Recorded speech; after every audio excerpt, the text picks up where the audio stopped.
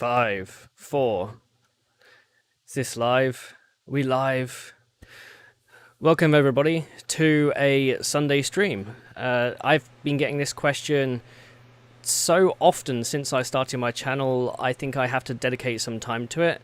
And this is the topic of my thesis. Exactly why this thing exists. And I kind of want to go through, some of the intricacies of the British education system and why I am where I am, and also what I did during those intimate 3 years during my PhD. So first off, can everybody hear me? Is hello, Beulah? Hello. I think we're going well. So let's start off with the topic of the British education system. So for those of you outside the UK, and I know it's definitely changed since this, because I am now 35 years old, when you're in high school or our equivalent secondary school, that starts from age 11 to age 16. At the age of 14, you pick about 9 to 13 subjects to do what's called your GCSEs when you turn 16. These are 2-year courses designed to take an hour or 2 hours a week of your time, plus maybe some additional coursework. GCSEs are kind of like the base level of education the UK government expects you to get. So usually you might hear, 5 grades, A star to C, including English and maths being sort of the bare minimum for an office job, for example. I have brothers and sisters, some of whom don't even have those because they dropped out of school early and decided to go to work. But in my case, I did the 3 sciences: English, maths, history, Spanish, and French. That's 9.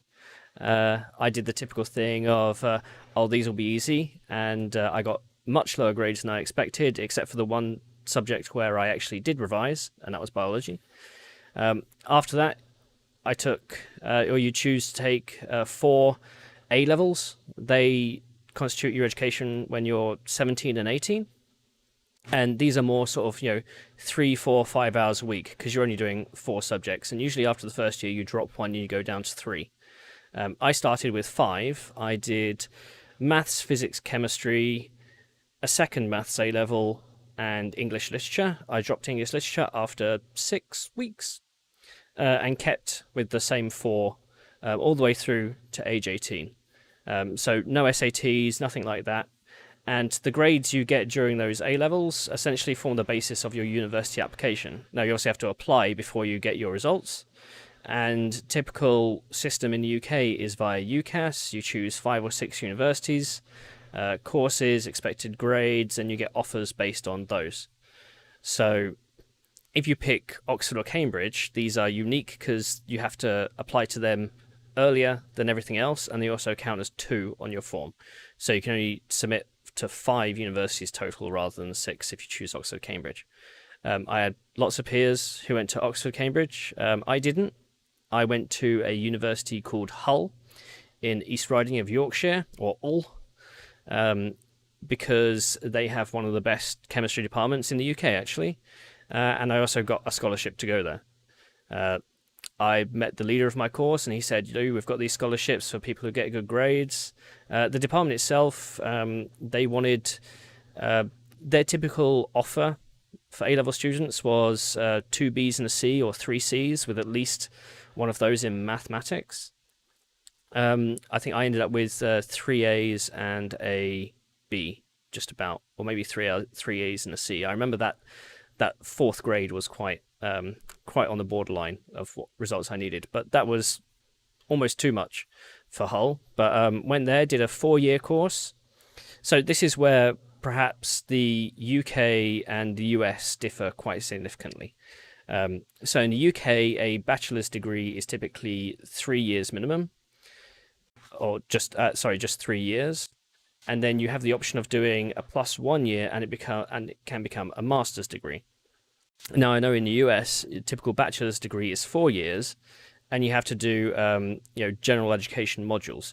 Typically in the UK, when you choose your degree, whether English, history, sciences, you do a bachelor's is just straightforward 3 years, and that's the only topic you focus on. So what I did is I did a 4-year course, which essentially rolls the bachelor's and the master's together. Some people call this an undergraduate master's, though in most cases it's practically identical to a normal master's in the UK. A normal master's in the UK is usually 1 or 2 years. So instead of doing a separate bachelor's and a separate master's, you just combine them all together, 4 years, master's. And that was chemistry with eChem, which was a brand new course for the department at the time. And there were only 4 people subscribed onto that course, and 3 of them dropped out before the final year, or changed courses to, say, chemistry with nanotechnology. The reason why I did chemistry rather than, say, maths or computer science is that my high school didn't have a proper computer science avenue, and in no way were the careers people helpful in that regard. Their only help, from my perspective, was to get people into Oxford and Cambridge. And because I wasn't going there, I wasn't a priority.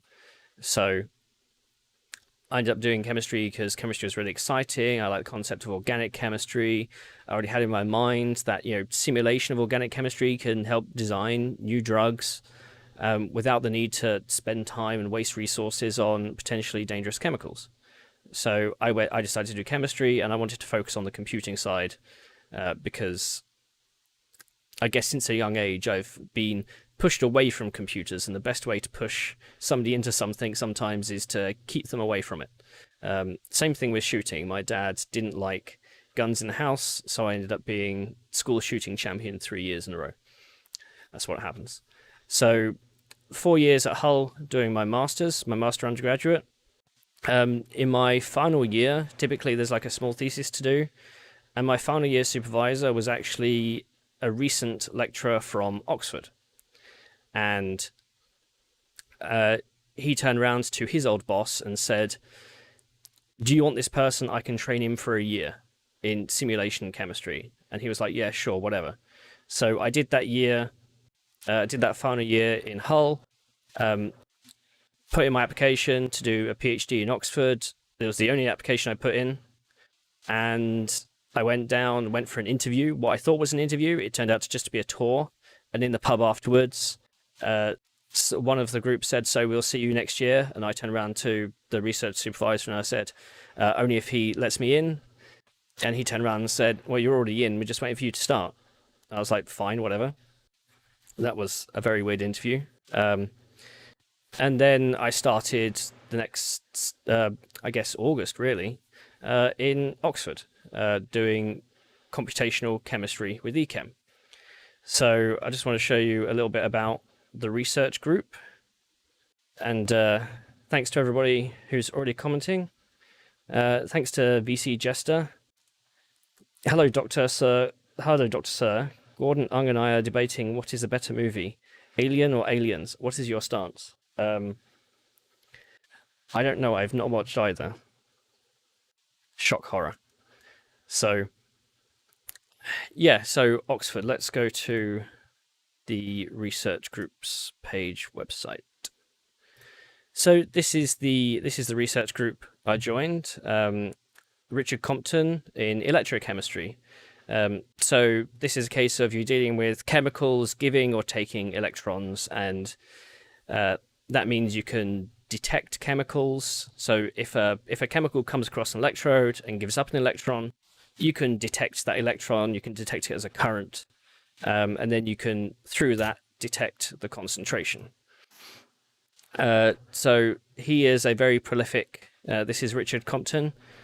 He must be in his mid-60s, late 60s now. Likes good drink, nice guy.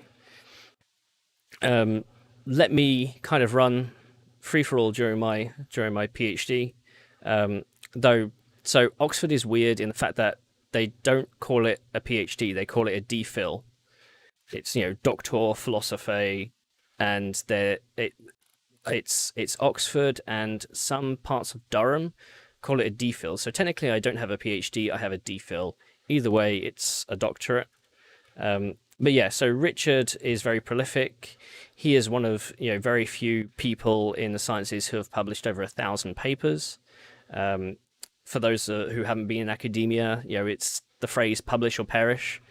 I was lucky enough to be in a segment where it was publish, publish, publish, and I got 9 first author papers out of it. So this is where I spent 3 years. So PhD in the UK is typically 3 years and does not involve any teaching. I know friends who have taken 5 years, and people who have taken obviously more. And in the US, kind of 4 to 7 is regular. My PhD was funded by the EPSRC, Engineering Research Science Council, or something. So Richard Compton here, Professor Richard Compton, applied for funding for a project, and in that funding for the project was the funding for a PhD student for 3 years, which means I'm not paying any fees, because paying fees to be a PhD student in the UK is weird. And I also got a stipend of about £13,000 a year, tax-free. So I was living on about £1,000 a month. And so that funding was for 3 years. If I had to go over 3 years, then I would have to essentially fund myself. The EPSRC grants are only for people at the time. It was only European. I'm not sure, obviously, with Brexit, how that's changed. But you can see in this group, there's a cross-section of British, European, American, and Asian students. Back when I was there in 2009, 2011, it was about 50-50. Most of the Asian students who joined the group have to pay their own way, so they're still paying the equivalent of 10, 12 grand plus whatever it is to live in Oxford. So they essentially come as free students almost into his group, and because he's so prolific, he's well known. There's lots of contacts in Asia and Eastern Europe, and America and Canada. He gets lots of students to work for him. So that's the research group. If you want to find out where my papers are, I do have a Google Scholar page. So the whole point of a thesis is you have to put together a body of work that is new for the field and is published. Essentially, prove that your research is publishable. And some people will go for 3, 4, 5 years without a single published paper. I average about 3 per year. I think I did 2 in my first. Then we'll get to a list anyway. But I published 9 first author papers. So all my papers, I was the first author on them. And they're all to do with electrochemistry. Richard Compton's group is all about electrochemistry. But more towards algorithm development in computational chemistry. So at the time, his research group was split about 1/4 of the people. So we were about 30 strong. 1/4 was simulation and 3/4 were experimental. And these are all the papers. Most of them you can't read because they're behind a paywall, because that's how academic journals work. Though at the bottom, you'll see here algorithm development in computational chemistry. This is my thesis. And you can't click through there, but you can search for it and you get them to Oxford University Research Archive. So everybody's PhD DPhil thesis, in the UK at least, has to be open and publicly available. And Oxford does this through their archiving system. And if you click on the file, you come to this document, which is exactly the same one I have here. So this is it. This is the first draft of my thesis. It is about 42,000 words, 220 something pages. I was lucky in the sense that because I had so many papers published, once I published my 9th paper, I could just sit and write I think I wrote straight for 6 weeks to push this out, and I submitted it August 2011, which makes it 3 years and 1 month it took me to do. So this is what I formally submit to the department, and in order to actually get your doctorate, you have to survive what's called a thesis defense, or in the UK, most universities call it a viva voce. And what happens is you get 3 or 4 of those printed out, and one goes to your supervisor, one goes to your internal examiner, which is somebody in the same department as your supervisor, and an external examiner who's meant to be an expert in your field. And my guy was an Irish professor. He flew over a couple of months later, joined with the internal examiner, who didn't really know anything about the field. The goal is they had both gone through my thesis, and the thesis defense is typically them asking you questions from about 2 hours plus. I've known some thesis defense to go 8 hours. Mine was relatively quick. Mine was about 2 hours, 20 minutes. For one key feature, they didn't know what I was talking about. I was in the enviable position that I had gone so far outside the normal realm of this topic that they had no idea what I was talking about. So most people in electrochemistry are experimentalists. They deal with vials and they actually do the physical experiments. The computational side of it is relatively new, and that's kind of where I made my mark. This thesis applies multi-threading and GPU programming. GPU programming was new at the time, to this area of chemistry that had always been very straight-lined, single-threaded. These were scientists writing code, not computer scientists writing code. They had no idea about computational speed. They had no idea about floating point numbers and IEEE standards. So my goal was essentially to try and re-energize some of the code and also create new aspects for the research to go. So let's see if I can bring this up. So what I did for my thesis, because they didn't really understand what was going on, they said, Ian, can you create for us a 30-minute PowerPoint presentation, which I'm going to go through with you now, that tells us what you've done? They didn't say at the time they didn't really understand what was going on. I decided, or I accidentally made this presentation 120 slides. Which took about 2 hours. I'm going to go through it quickly here because I don't have 2 hours, unfortunately. But at the end of the 2 hours, they gave me 3 really simple questions. Then they said, can you please wait outside so we can discuss? They spent about 10 minutes discussing, and what they do, it's common in a lot of universities, and people beam, or at least people doing their doctorates really beam because they open the door and say, "Congratulations, doctor," and that's the moment you've passed. It's very rare to fail a PhD. The only reason why you'd fail a PhD is 1, if your research isn't novel and is unpublishable; 2, you've made a hash of it; or 3, the anxiety of it has gotten really, really bad. Actually, let me just show you this. So you've submitted what you saw in the plastic. During your defense, they'll make corrections. It's usually style and grammar. It's very rarely accuracy and research. If there are big mistakes, then you might have to go back, do some more research, and then do another thesis defense. But in the end, you end up having to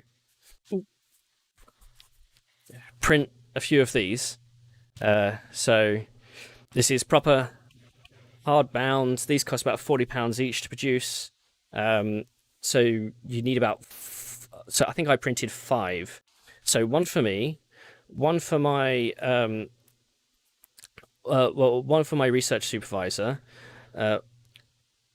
one for the Oxford library, the Bodleian. So all the universities have to keep a copy, and it's usually a hardback copy. I think I gave one to my mum and one to my dad as well. And of course, I can get more printed. Looking back on it now, I could have done it so much quicker. I've noticed mistakes. Knowing with the benefit of hindsight, all of this would have been quicker. So actually, let me go through some of the questions, if there are any, before we actually get into the thesis. Is that Borderlands in the background? Yes, I'm currently running benchmarks. That's my automation suite. If you don't see it move for a long while, that's because it's crashed. Did you have to pay for your fancy binding for the thesis? Yeah. At that time, it was 40 quid a pop. Maximum they'll do is 300 pages, or at least the printers I did 300 pages. So if you have more than 300 pages, you have to then, it obviously doubles the cost. Yeah, that comes out of your own pocket. That's not, it might be part of the research grant, but mine came out of my pocket, I think. No, so Oxford is weird because it does the collegiate system, which is rare in the UK, but I know it's more common in the US. And my college actually provided funding for 3 of the printed copies, 3 of the fully bound copies, I think. Chemistry physics is all about working with vectors. You can easily parallelize that to multi-thread the calculations on GPU. Peter, that is essentially what I did to a bunch of people who didn't know that that was possible. Retrospectively, you could call, for people who know about vectorization, it sounds like a really easy thesis.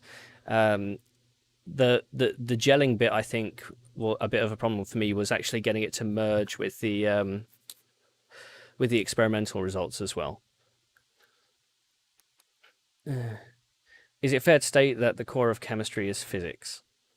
Yes, but there are so many unique chemistry things. I really liked academic chemistry, so sorry, not academic chemistry, organic chemistry, though computational electrochemistry technically falls under analytical chemistry, which was one of my weakest subjects. It just so happened that everything aligned. So let's go through this thesis. So DPhil, as I said, Oxford doesn't do PhD, they technically do DPhils. Viva Voce examination, University of Oxford, and I presented this 28th of October 2011. So yeah, it was September, October, 2 months after my official submission. 9 first author papers published in peer-reviewed journals. So let's see, 2 in my first year, 3 in my second year, and 4 in my third year. I had about 15 different ideas of where to take the research, but at the end of my PhD, it seems like I was the only person interested in that stuff. Highlight, I think, would be disproving something that was published in Nature. The journal Nature, it's like the journal Science, it's one of the stupidly high-profile journals. So that was really fun to do. The funny thing is, so I spent 3 years writing all these. The amount of people who have read my research papers is probably lower than 1 review on an Antec. It's just the way it goes.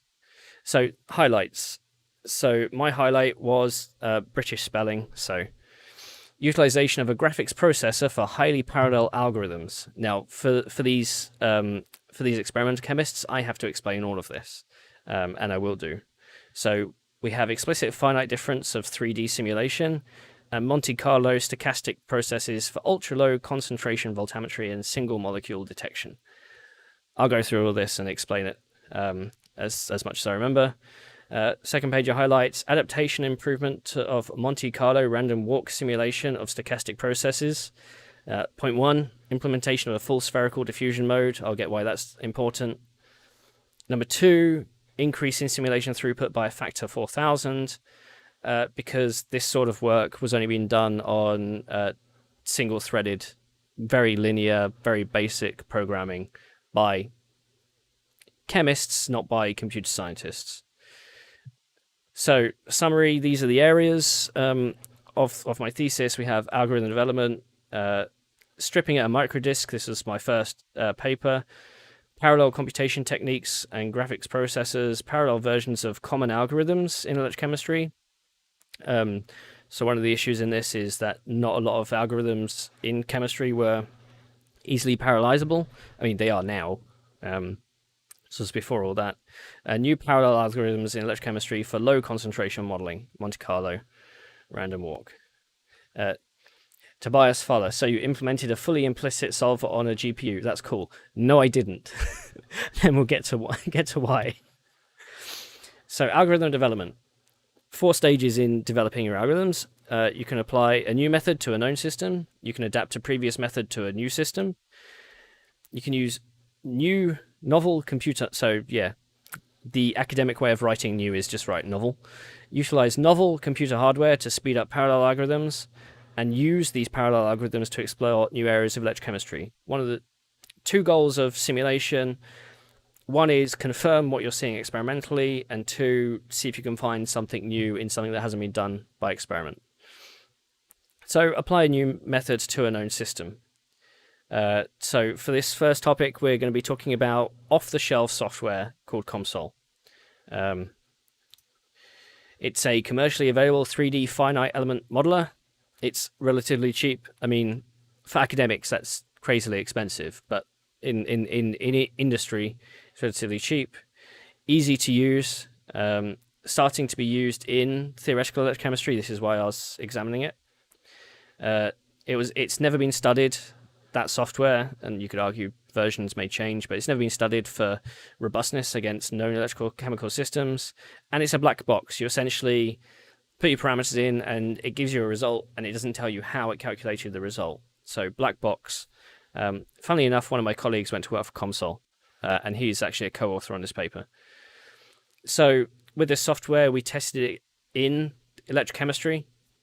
We tested it in one dimension, 2 dimension, 3 dimensions. I'll go through why we do different dimensions, and I'll talk about issues with this software in relation to the black box.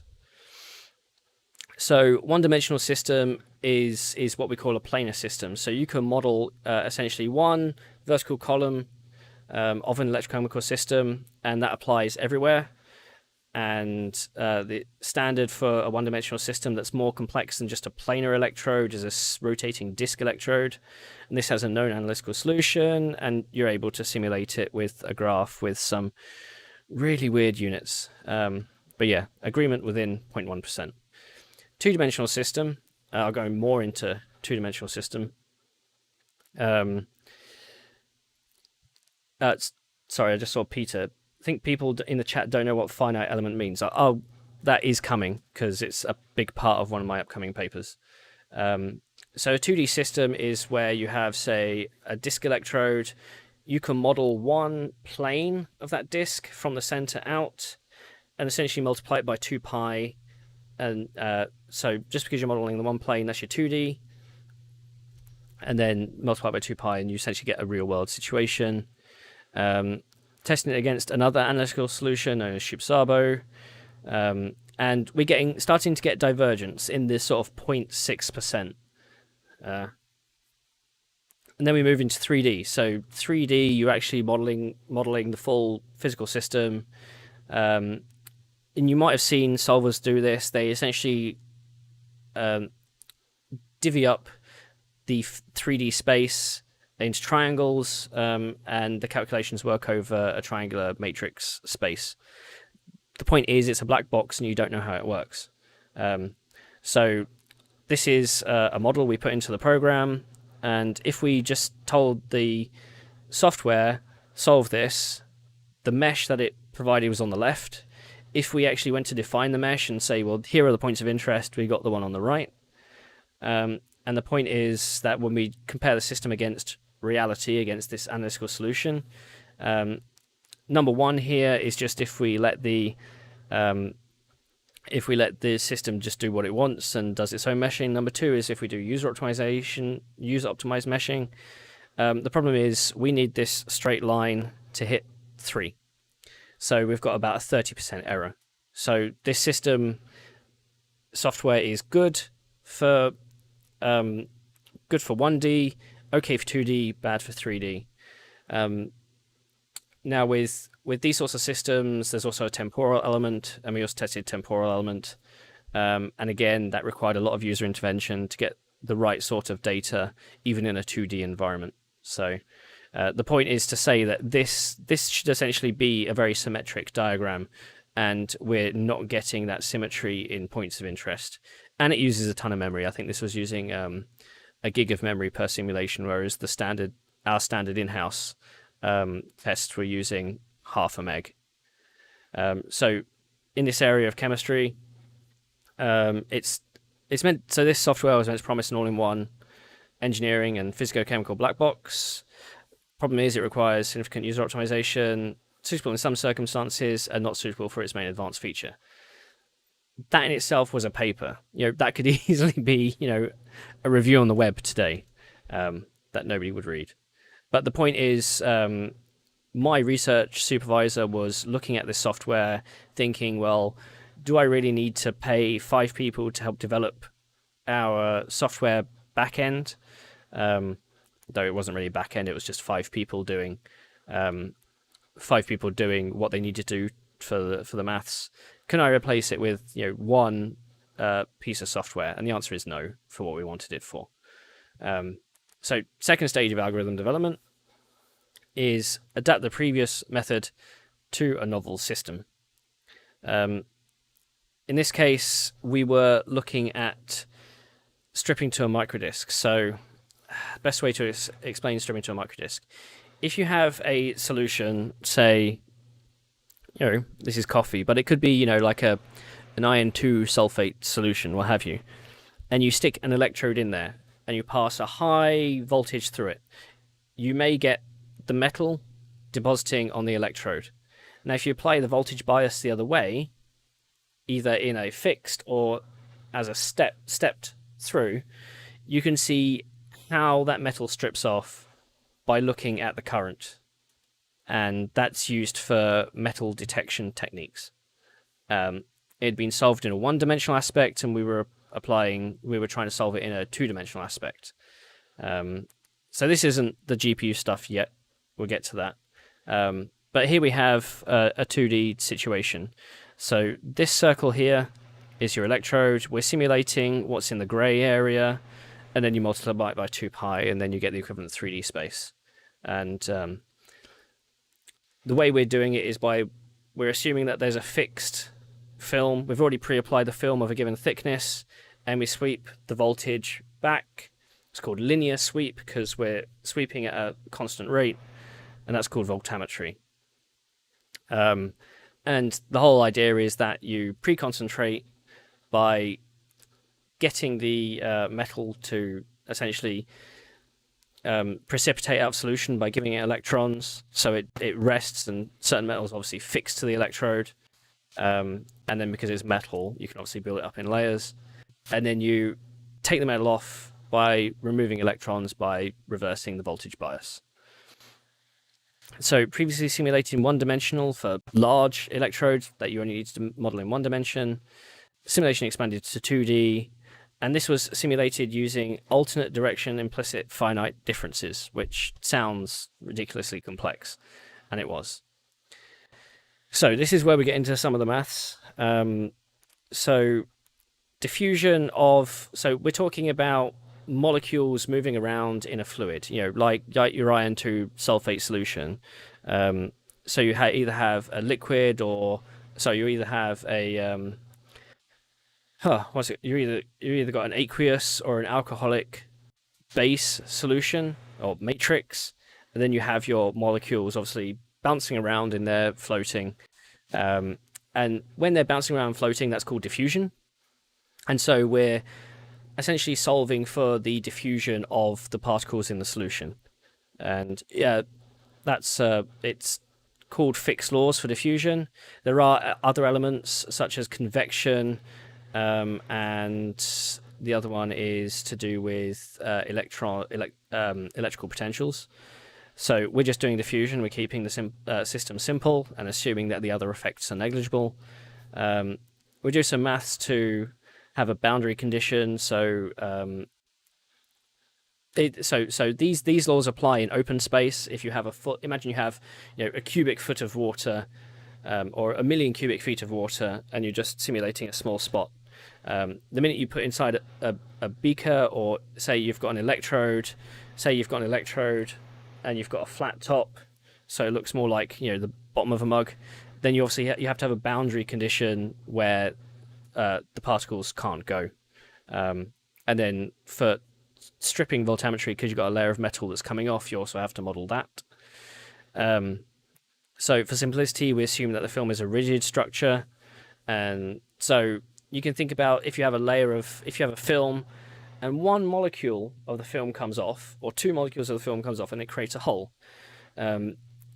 Diffusion of the metal may say, well, it will move to try and cover the gap because it's moving from high concentration to low concentration. We're assuming that's not happening in this case, and the kinetics of how the molecules are stripped off are solved by this Butler-Volmic kinetic paradigm. So the more voltage you apply, the more strips off, and that is an equation that basically determines that, depending on the ratios of what's going on. For simulation, we move to a dimensionless variable system. So a standard electrode might be microns. You might be dealing with concentrations where you've got 1 nanomole, which is just a number of particles in a system. So rather than talking about individual particles, and rather talking about microns or millimeters, rather than talking about time in seconds, those are essentially all scaling factors in a system, and you can take them out. It improves accuracy, especially when you're doing computational accuracy, because numbers aren't represented, or floating point numbers aren't represented well by computers. If you've ever done something in Excel where you've done like 0.1 plus 0.2 equals 0.3, 0.0000001, that's all to do with how computers represent numbers. So moving to a dimensionless system removes that sort of accuracy that you only have a certain number of decimal places or significant figures. And you can also do one set of data, one simulation, and it can describe many different sets of data. And you can also see the trends. And here's some of the simplification. So time, concentration, film thickness. It's all relatively, and you get this equation that comes out where A is the concentration of what you're interested in. Tau is the time, because you want to detect it over time. You're solving over 2 dimensions in the z coordinate and the r coordinate, and this is the equation to do that. And it's implicit finite difference, which I think I'll get to that. So you apply a grid on your system around the areas of interest. So it's not like an automation system. This is me just actually writing in the code of where the points have to be, or the equation that describes the points. So in that in the first dimension, obviously the edges are important for an electrode. So when you get to a 2D, not only do you have linear diffusion, you also have radial diffusion to care about. And then we do the simulation implicitly. So we can't do it implicitly because it's computationally complex, and it's just really hard to do the math on an implicit solver. Explicitly is what I go into later. I'm not sure if I can describe it implicit versus explicit that well. Implicit relies on so with explicit solving, you take the data of the previous time step, and that's what determines what gets the new time step. Implicit allows you to do that under the knowledge that you can also increase the time step much faster. I'm not sure. I think Peter might have a better explanation on this. This is one of the first papers I did, and I moved to fully explicit as we'll go into. Either way, the math is sometimes horrendous, and you have issues with stability. So in the simulation, we adjust the voltage from low to high at a constant rate, and then we as the metal deposits, it gains electrons. As it moves out back into the solution, it loses electrons, and you can detect that as a current. And that's essentially what we simulate here. Concentration flux to the electrode surface. Oh, I'm butchering this. And current is essentially what the concentration difference at the boundary with all the dimensional factors put in. And then we can. This is the graph of results come out, and the current is determined by the rate at which you sweep. So if you have a film on electrode and you sweep off slowly, then everything's going to come off over time. If you do it quite fast, some of it may still be stuck, and that's what that graph is showing basically. And then you can look at different film thicknesses as a function of the size of the electrode.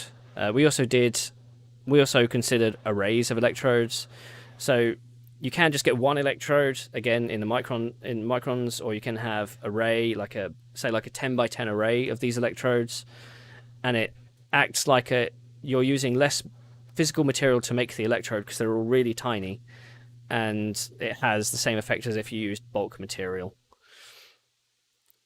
And you get lots of graphs because you can simulate over your voltage domain, you can simulate over the kinetic domain, and and also the coverage and film thickness.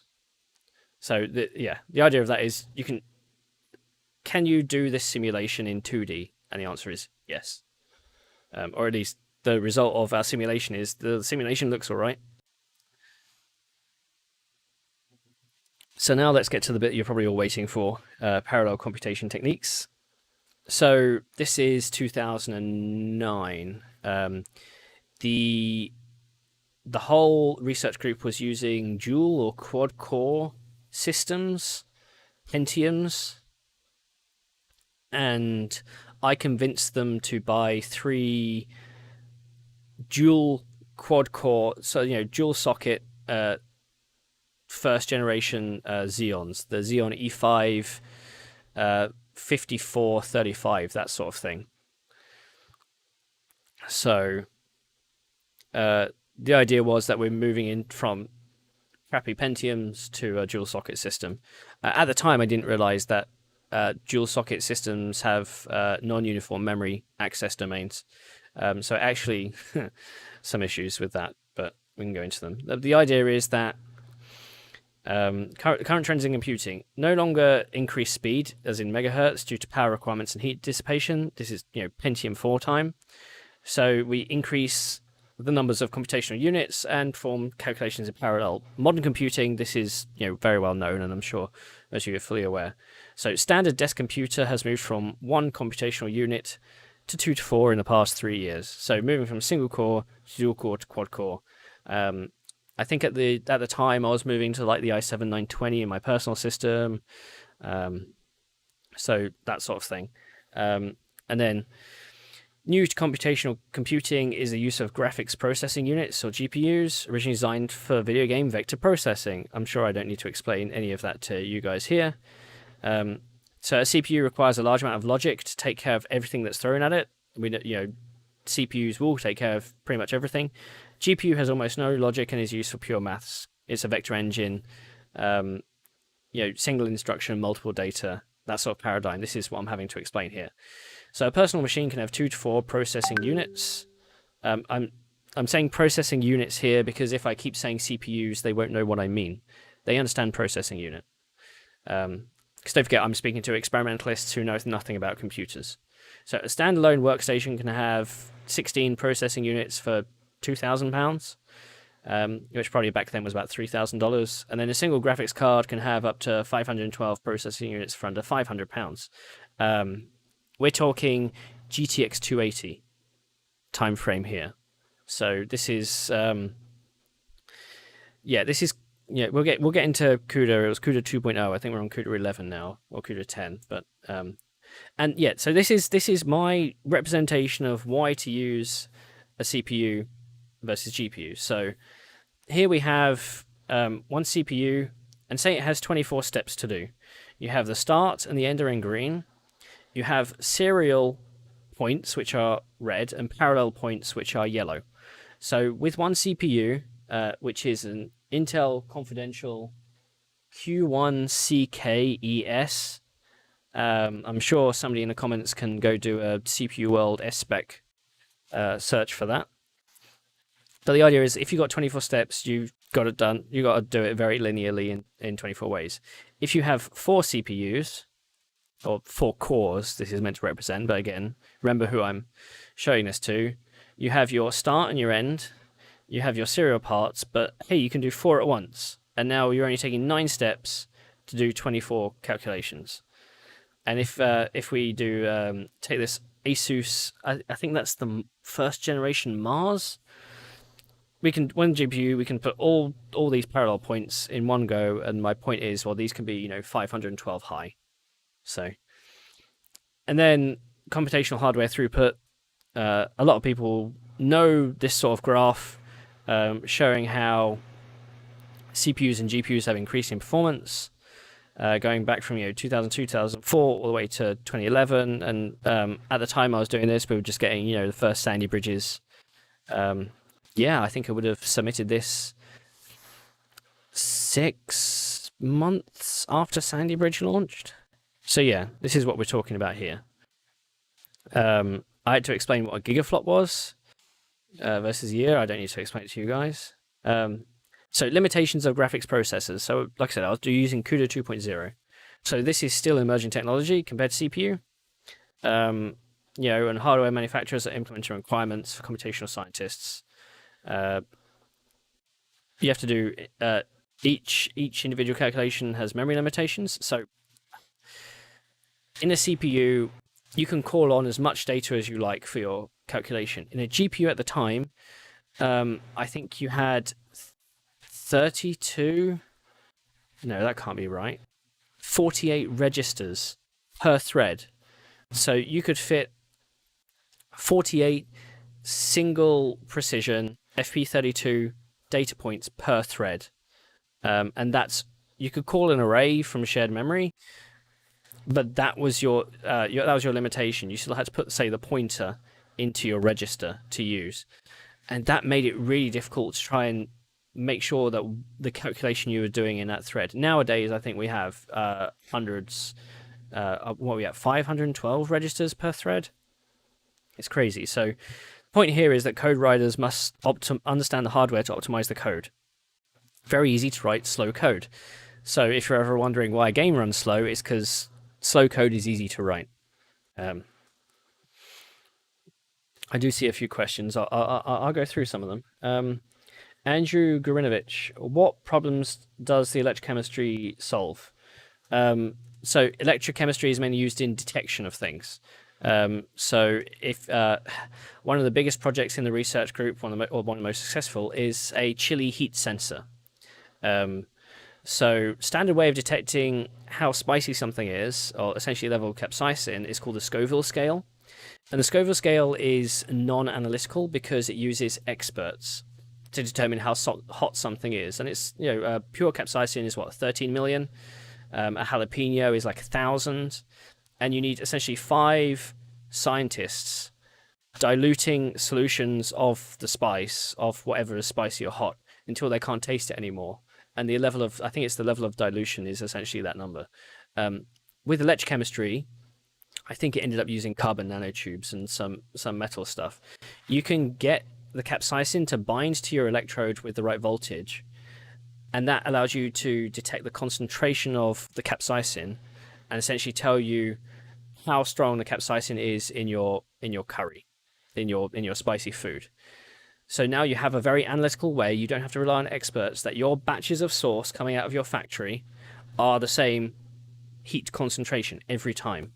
And that uses electrochemistry. Now, you take a small sample and you put your electrode in and you do what's required, or you may have to prepare the matrix or what have you. But yeah, that came out, so no need to rely on experts anymore.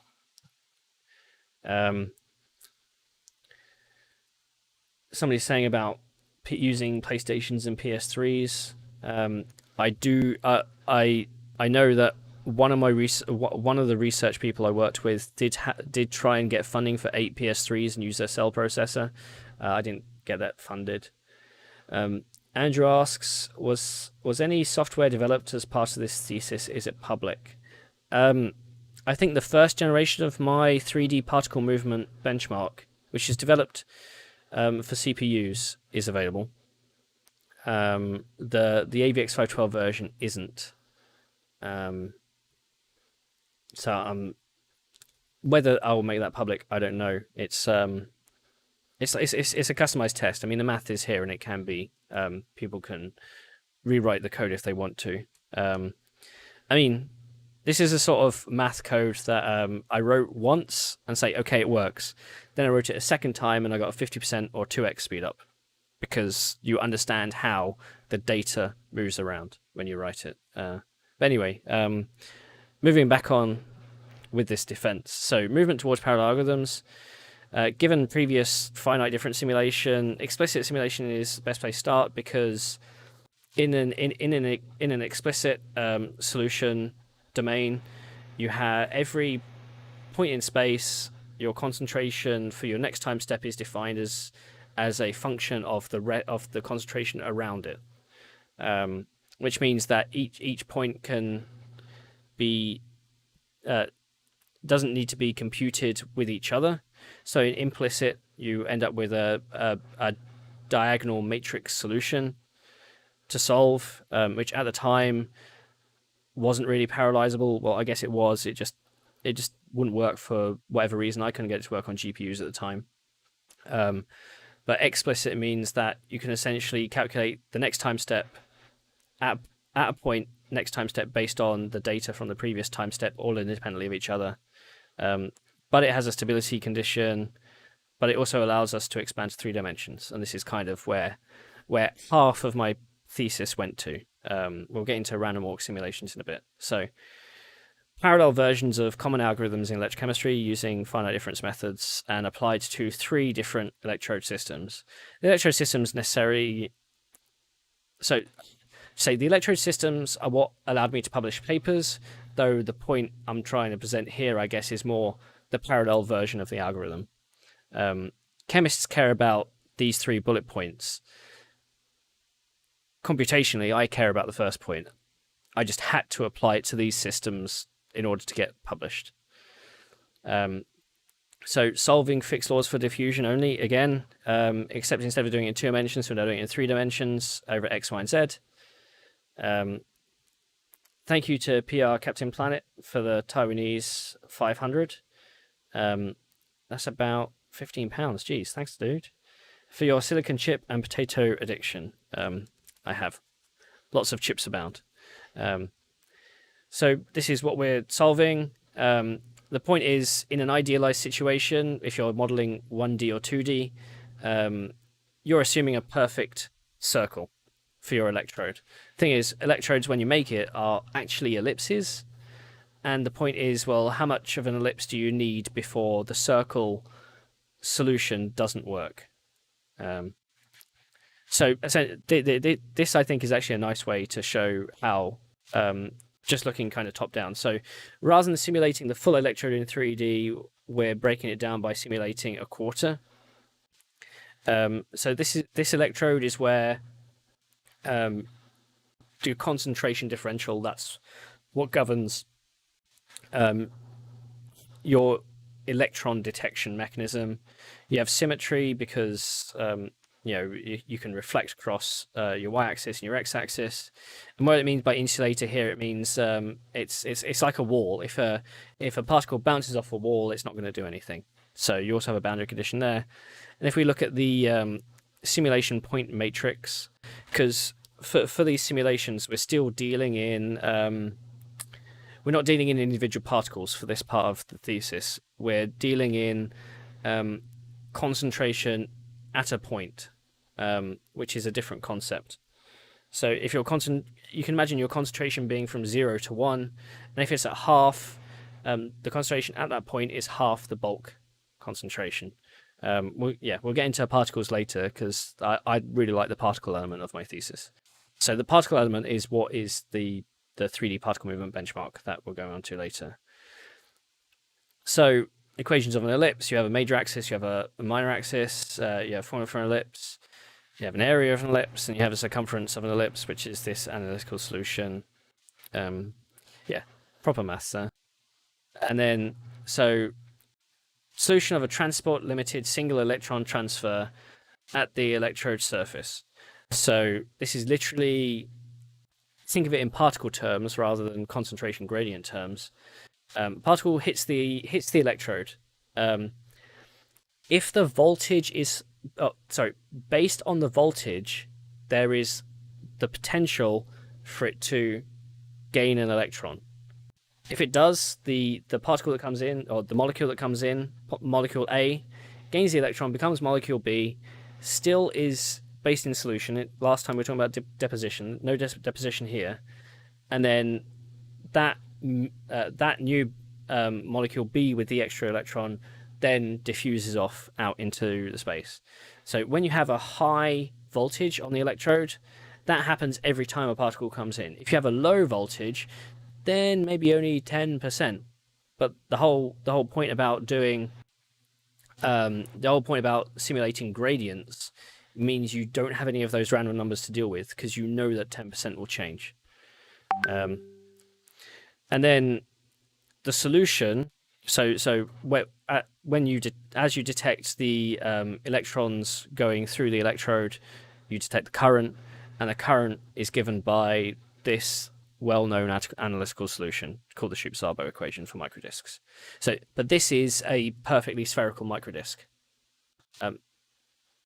Not spherical microdisk, sorry. A circular microdisk.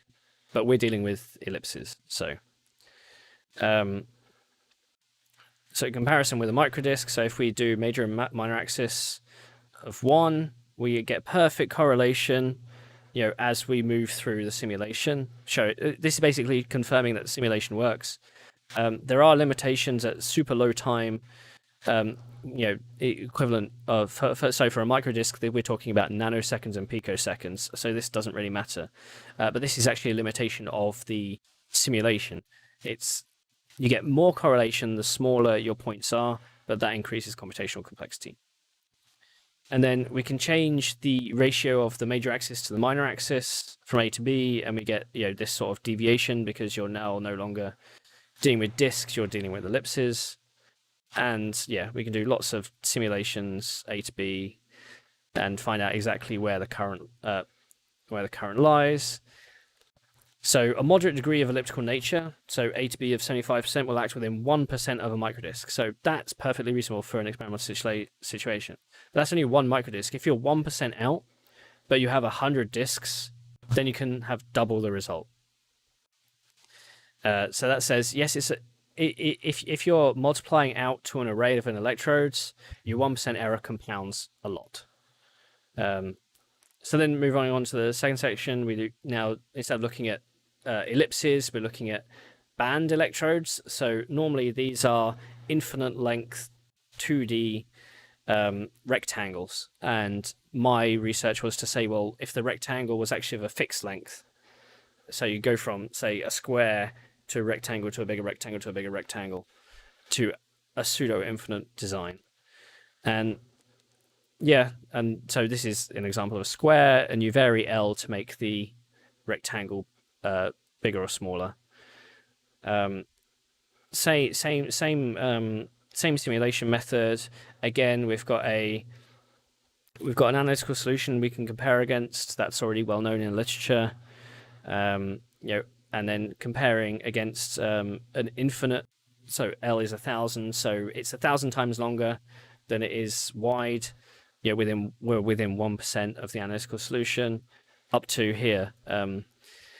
My research supervisor didn't like it that we could only simulate to here. That was a limitation of the hardware at the time. So because it's a finite difference method, your time step is fixed. With implicit, you can have an expanding time step. With explicit, you can't. You have to have a fixed time step. So the time it took to get to, and this is a logarithmic scale. So time to go from 10 to the negative 1 to 10 is 10 times longer than go from 10 to the negative 2 to 10 to the negative 1. So if this step here, 10 to the negative 2 to 10 to the negative 1, would take a minute, then we'd have 10 minutes, then we'd have 100 minutes, then 1,000 minutes. Actually, this was probably 1,000 minutes right here. This is probably 3 hours. And I'm dealing with this on, like I said, on an RTX 280. I think I moved up to a RTX 280, GTX 280. I think I moved up to a GTX 460, and I got like a 5x speed up in some of these cases. But yeah, modern 3090, blow it out of the water. I just do everything in tensor cores. So, and yeah, waiting forever. But when you hear about supercomputers taking weeks to do a simulation, sometimes these are the limiting factors. They can simulate 10% of it in 10% of the time, or just to get that little bit of a graph. That extra 1% of the graph takes 10% of the time.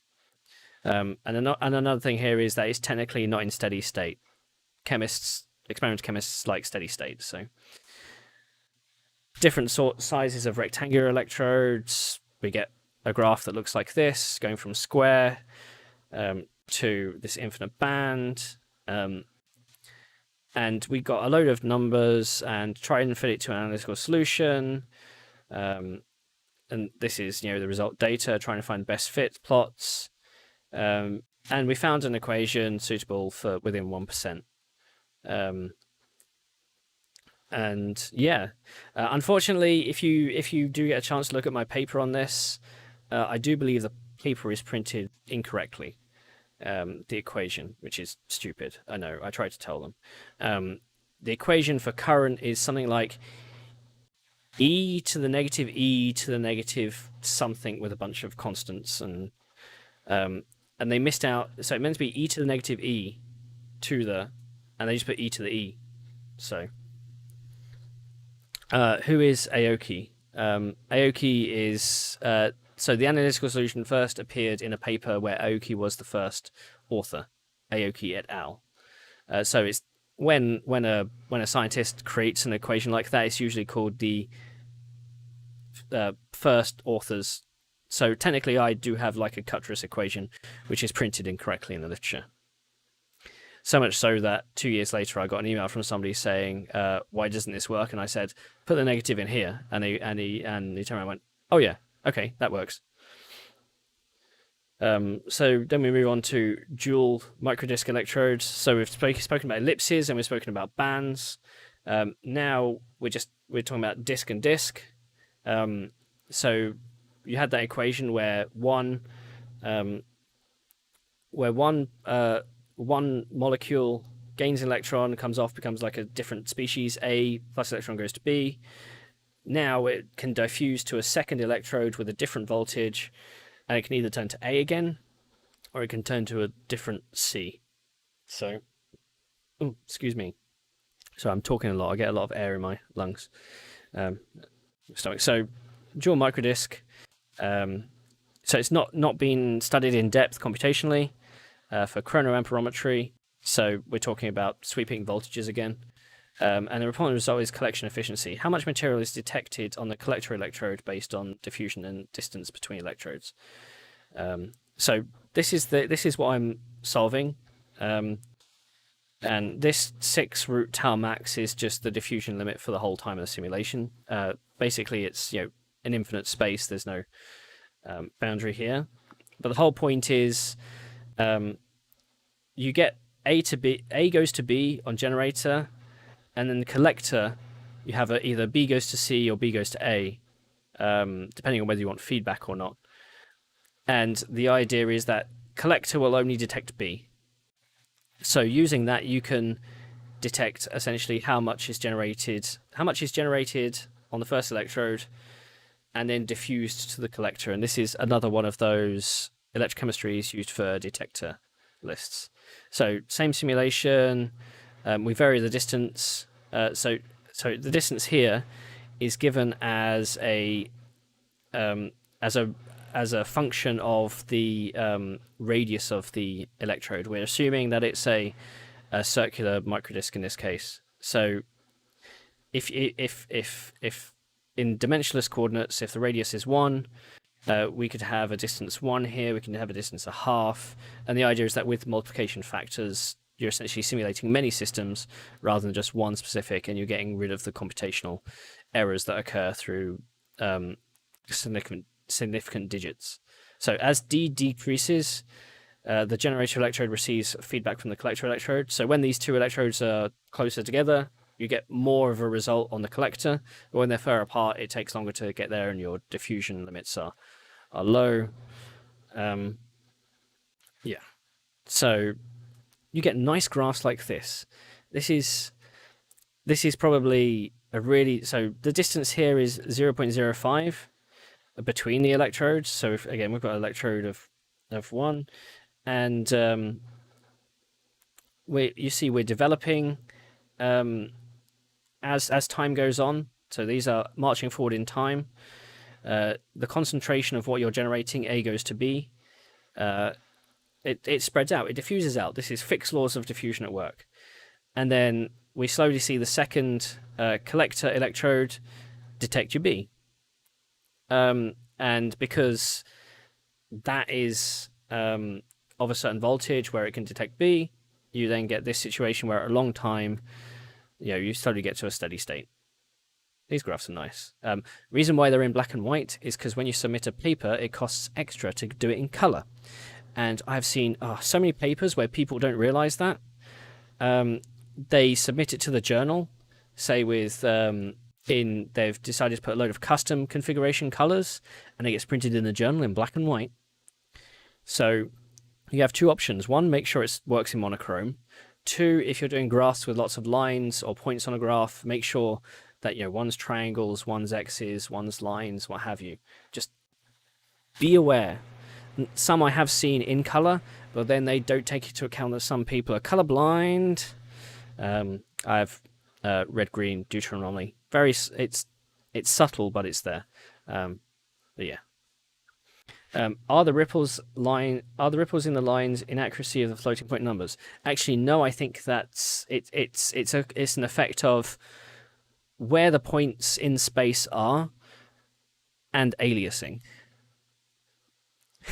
So modern graphics card might be able to get rid of the aliasing, or do it in use AI. So if we can plot collection efficiency with the distance between the electrodes and a function of time. So when the electrodes are small, we hit like a peak of 32% collection efficiency. When they're far apart, we only get a 10%, 8% efficiency. Oh, okay, here's the equation, sorry. So yeah, collection efficiency is a constant with exponential to the negative exponential to this. The reason why it's this rather than anything else is because the software that I used had a whole bunch of fitting functions. If you ever use commercial mathematics software, they have fitting functions, and you can put it to a three-dimensional bit of data, and it'll tell you how well they're doing. And this was a lot of trial and error to make sure I had the most minimal difference in actual percentage. And yeah, I came out with these values for the coefficients. And so errors, if you're up to this dimensionless time constant with equal diffusion coefficients between species, that's quite important. So that means that so imagine you've got your iron 2 sulfate, and say you've got copper 3 bromide or whatever. That probably doesn't exist, but one molecule, one ion, may diffuse faster through your medium than the other. That's what a diffusion coefficient is. It takes into account collisions, so it's average movement. That will come important later. And yeah, so my equation is within 1% of the simulation. That's why we call it an analytical solution. And yeah, electrodes of equal size. We actually did a comparison to the real world with ruthenium amide, ruthenium 3, ruthenium amine, hexaamine ruthenium 3. So it's a reduction oxidation, which is an electrochemistry thing. So you have these two electrodes. These were actually visual. This is a photo, and as you can see, that's not really. That is kind of a circle. That's more of an ellipse. Annoyingly, so I wasn't in control of taking this photo. and I actually think it's at a slight angle as well, which distorts everything. So so these two elements have different diffusion coefficients, so they go through the medium differently at different speeds. And the whole point is, when I said A went to B, and then B can either become C or B can go back to A, this is B going back to A. So this is what it means by a redox couple. And we can solve the fact that A and B go through the medium differently, and the fact that these are different size in simulation. Not with the equation, and then accuracy within 1% in my simulation. And so we have an equation for diffusion-only collection efficiency at dual microelectrode systems. So, okay, I know we're over an hour into this, and I did want this to be under 2 hours, but this is the bit where I'm most proud of. New parallel algorithms for electrochemistry for low concentration modeling. We're talking about particle movement. We're talking about fast algorithms on GPU. So everything up to this point already has been on GPU, but this is where it really comes into its own. Small volume concentration detection, more low concentration, and then we're talking about nanoparticle deposition, which is actually fun because then we're talking about Janus particles and two-headed particles and stuff. So how exactly do particles move? Before somebody says, oh, particle or wave, when we're talking about molecules in solution, that can be many atoms large or proteins, then seeing them as particles is important. Electrons, on the other hand, because we're not actually modeling electrons, that doesn't matter. So a molecule will diffuse in a random direction at an average speed, and which is a diffusion coefficient. That diffusion coefficient takes into account collisions with other molecules. So imagine you're playing a game, say in Source, and you've got multiple balls going around, and they bounce off each other, and you have to do time step calculations to determine those collisions, making sure that there's overlap. And with those simulations, you see them with water flow and stuff. The minute you kind of get over 10,000 particles, even on a good system, at least back then, it was really, really, really difficult. Modern systems, I guess, can go up to millions of interacting particles, and they're fine. Back then, it was kind of difficult.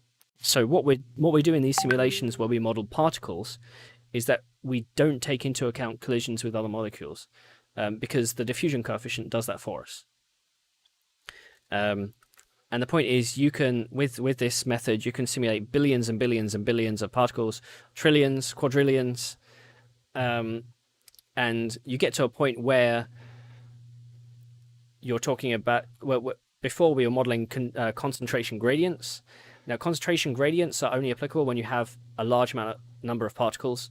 We can now simulate low amounts of particles, and this is what we're going to. So the point is, concentration gradients are all to do with statistics, and at low concentrations, statistics break down.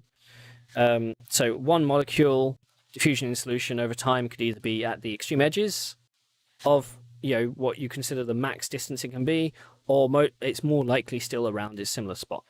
So this is where we get into stochastic modeling. Stochastic, Monte Carlo, points in space simulation. I have to use the fancy words, obviously. So large concentrations, we've got fixed laws of simulation and those continuous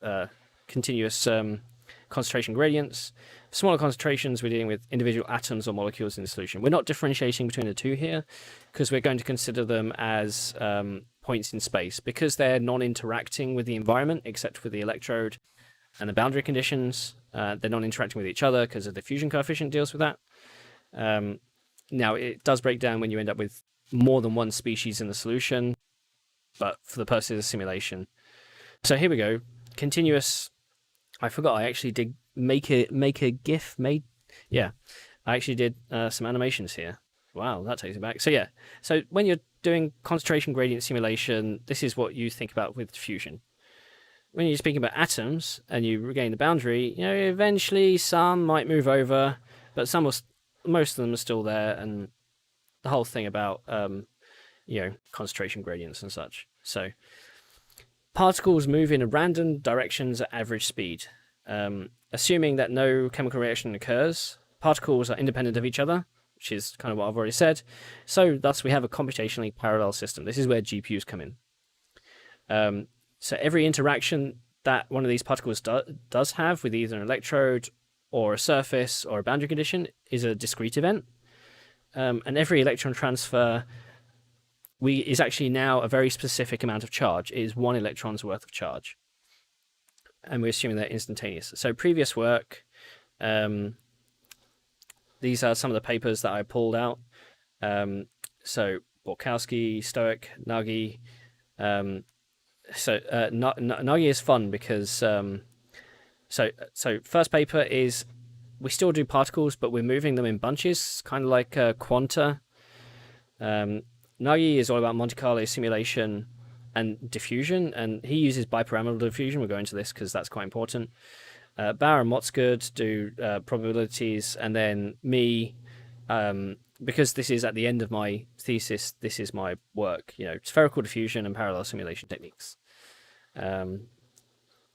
So issues based on previous work, which is what I build on. So Nagy was moving particles in one of 6 directions. So up, down, left, right, forward, back.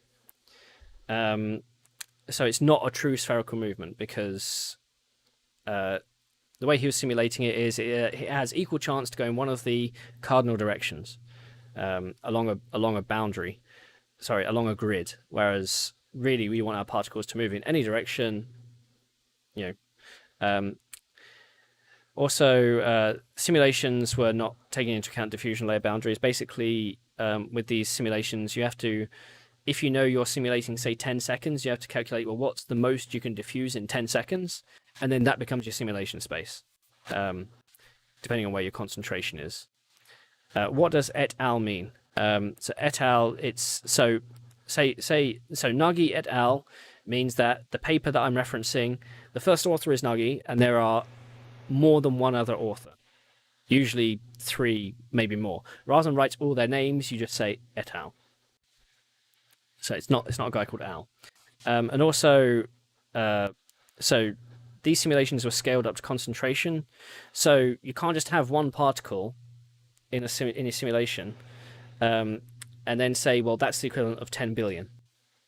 Because that's not how it works. Because you can't simulate a statistical system with just one molecule. And then computer science situation, random number generators, which I'll go into, that some of you probably know already.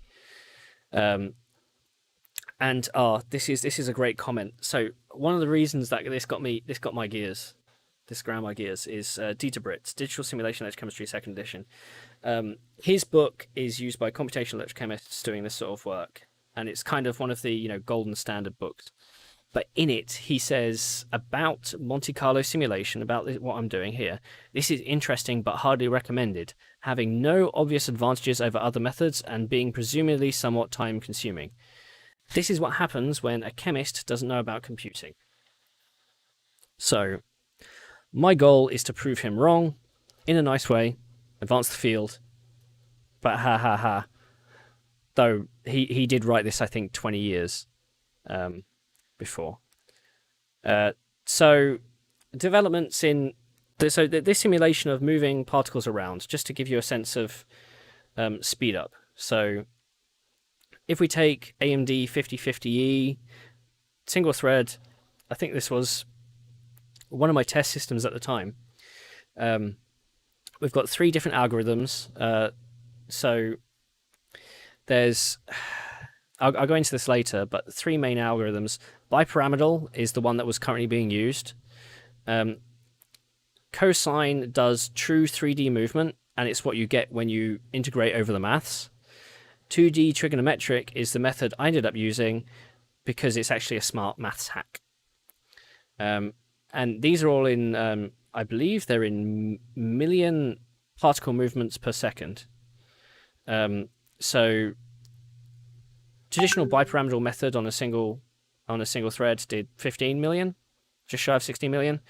But to actually do proper 3D movement was 6.5. And 2D trigonometric, which is my maths hack, was actually up above the bipyramidal. These two swap places. If we convert that into this the dual Intel E5520 system that we had in the lab, Cosine goes up, trigonometry goes up, bipyramidal goes up. Then we went to a Quadro FX 580, one of the very first. It wouldn't surprise me if I still had that here. Yeah, and so we now get into moving to GPUs, big speed ups. And then NVIDIA GTX 460, 768 meg, never needed all that memory, 336 CUDA cores. MCRW is Monte Carlo Random Walk. Sorry, Andrew. How many CUDA cores are we at now? 10,000? So that's another 30x on top of that. And the whole point is that 3D, the best 3D method at the time in published papers, even though they were using bipyramidal, is this. I was able to improve it to this speed, which is multitude speed up. I think I said 4,000. Or is that 2,000? Oops. The numbers at the time, I'm sure, were right. I can't remember. So random movement. So 3D algorithm for direction.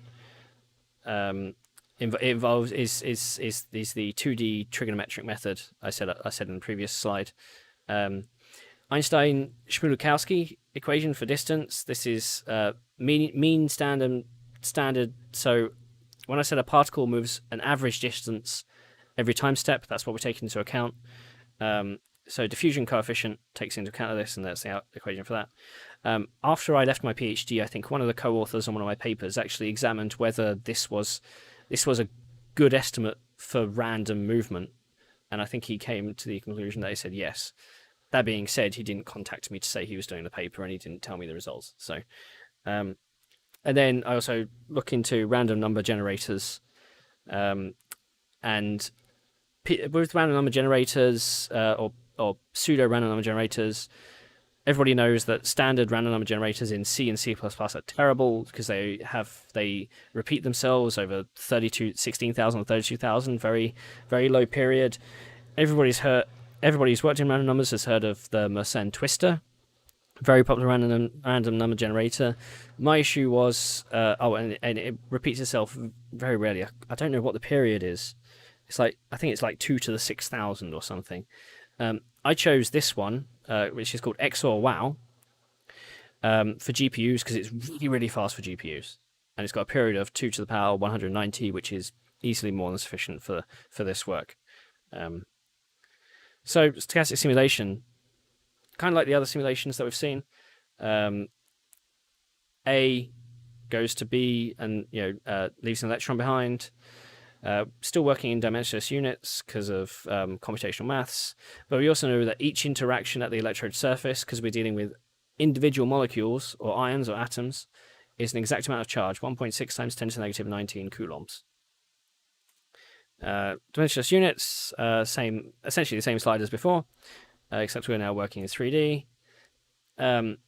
Concentration is a different dimensionless constant here. So we're doing defined as the particles per cubic radius. So it's the radius of the electrode but cubed, and then how many random particles do we have in that? So 10,000, for example, is say a good number. And for those who haven't done high school chemistry, concentration is measured in essentially it's particles per space, but you're using Avogadro's number, which is like 6 times 10 to the 23, 6.02 times 10 to the 23, I think. And if you have that many molecules, it's called a mole, MOLE, or M for short. And then concentrations in chemistry are typically referred to as molar concentrations or millimolar. And so a 2 millimolar concentration is very regular in chemistry. That is equivalent of 18.8 billion molecules when you're talking about an electrode with a 25 micron radius, whereas something like 10,000, we're talking about nanomolars. So that was just to give the people, the examiners, a kind of sense of scale. It's important, to give them scale. So simulation space. So maximum simulation. The point about these random simulations are, if you're dealing with say this is a mug full of water, right? If you're say dealing with 10 seconds of a mug full of water, and the mug is full of molecule A, then you have to work out, well, there's a very good chance that molecule A can reach the electrode within a certain given time, and you've got to take into account of that over the whole space. That's one of the limitations of this method that I think future research would have figured a way to minimize that effect. But the point is, when you remember those very nice curvy lines that we got last time, that kind of look like a duck. The point is here, if you're dealing with individual particles, you don't get a nice straight line, because each time a particle hits an electrode, you get a quantized event. And so you get a very noisy graph. And the first goal of developing this method was to say, well, can we average out the results to get something that looks good? So here we have, so the original data is A, and you can see as we're averaging over more data points, we get a result. And D looks really good. E is kind of too spread out, and F is too kind of spread out. So the goal of this paper was to essentially find how can we represent that in a mathematical way. So we applied this. It's called a Pearson's moment correlation coefficient. It's just a bunch of numbers. It's all a bunch of numbers. Computers are a bunch of numbers. You apply it over the data, and you get this graph. And the idea is that the further to the right it is, the easier it is to read. But the further down the graph it is, the less accurate your data is. So you don't want to fall off the cliff, essentially. For those of you who watch Formula 1, it's kind of like tires falling off the edge of the cliff. You don't want the tires to fall off the edge of the cliff. And so, you put in... we also compare... So, sorry, step back a bit. This graph is comparing the random walk simulation to the concentration gradient simulation. So the concentration gradient can technically do this low concentration, but the point is it assumes it's an idealized situation. So by comparing the two, we can find out what is the best set of points. So here we have the black is the random walk, the grey is the finite difference, and then there's a dotted line in there of which is the right level of point averaging to get the right result. And I didn't really conclude here, but the point is a point averaging is about 100 points in this graph. So in the paper, I go into what this means for how low a concentration we can accurately estimate. So essentially, I found a lower bound on electrochemistry particle detection. That's the conclusion of that paper. Lower bound. So here... So you can see we've got a concentration at the bottom of 1.66 nanomolar, which is a very, very low concentration. The voltage sweep, which is the rate of change of voltage, and the electrode radius, 100 microns. And we can accurately simulate 1.66 nanomolar in particles. And it still be accurate. And the whole point is eventually you get to a point where it's no longer accurate. So... That was that paper. Second paper. This is. I like this paper because this is where I essentially tell somebody who's published in Nature that their conclusion is wrong. So imagine a highly confined system whereby you have an electrode in a solution, but it's just the electrode and it's a complete barrier coming down. So what we have is an insulator. The particles can only go in this white space. This is a substrate, so this is just like a reflective barrier. These three are reflective barriers, and you have the electrode. Actually, no, this might. So this substrate can also be an active electrode as well. But the whole point is you have only one or two or three particles or molecules that can be interactive inside that space. We're talking about super, super low volume here. So you can do generator collector experiments like we're doing with the dual microdisks, nanometer-sized electrodes with fully reversible redox couples. So A to B to A to B on one electrode, B to A on the other. And you're talking about nanometer sized domains. So we model the system that they presented. Hollow cylinder, where the ends of the cylinder are electrodes and the walls are insulators. Like the experiment, we used 2 millimolar concentration and the accurate diffusion coefficient. And we simulated a series of gaps between the electrodes. So 10, 20, 30 nanometers, which actually corresponds to the equivalent of 3 or 6 or 9 particles in the system. And this is the data we get. So as the electrodes get closer together, those nine molecules bounce between the electrodes a lot faster. So you get 1.5 picoamps. Whereas if they're further apart, you get 500 femtoamps, and if they're too far apart, you don't get anything at all. So that was trying to simulate their experimental data. The thing is, they were seeing the opposite. So they were seeing it the other way around. They were seeing that the further they went away, they're actually getting a bigger result. And the reason we think this is because when you push something into a surface. So in this case, they're pushing an electrode into a surface surrounded by wax. The wax can either spread out as you push it down, or it can spread in. And we think that the bottom electrode essentially got covered in wax. That's why they're getting such low results at 10 nanometers rather than 30 nanometers. So we took this generator collector experiment, but we did away with the wax.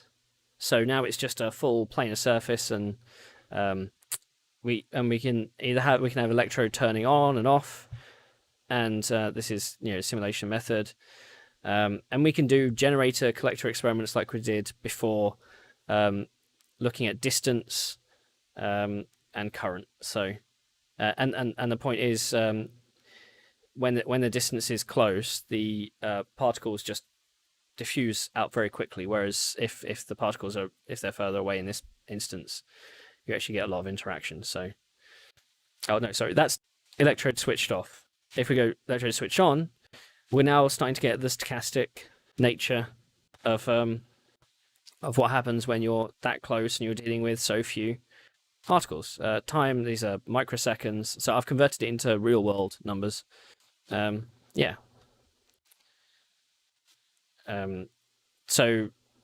the next stage was to find out. So I've spoken about sweeping voltages. There's a limit to your sweeping voltage, both in your concentration and the rate you sweep the voltage into what level of concentration you can measure. And we're essentially probing the limits. Do the same.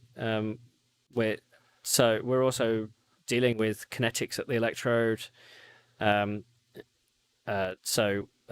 We were previously using fast kinetics, so focused voltage. Though, because you can vary the voltage, there's an approximation for this, and this is another equation. Sometimes you get those really long equations where you just have to simplify everything down, and this is what I did. I had to convert things just to make the maths very easy, at least to compute as well. And we have heterogeneous reduction, oxidation. I won't go into what all this means because I forget half the time. But I ended up having to use Russian letters because I didn't want to use any of the others in the alphabet. And then more electrokinetics, and you get these funky equations that describe limits. And then you get to limits of how you can simulate. And basically is how few molecules do you need for a simulation. With dimensionless variables, here's it showing results if we were to apply it to a real world situation. So if we take the best, a good approximation of these, this might be this one or this one. Actually, no, I think it's actually this one, the bottom middle. If you take the over averaging that we had to there with those results, and apply it to different simulation methods, it's really accurate.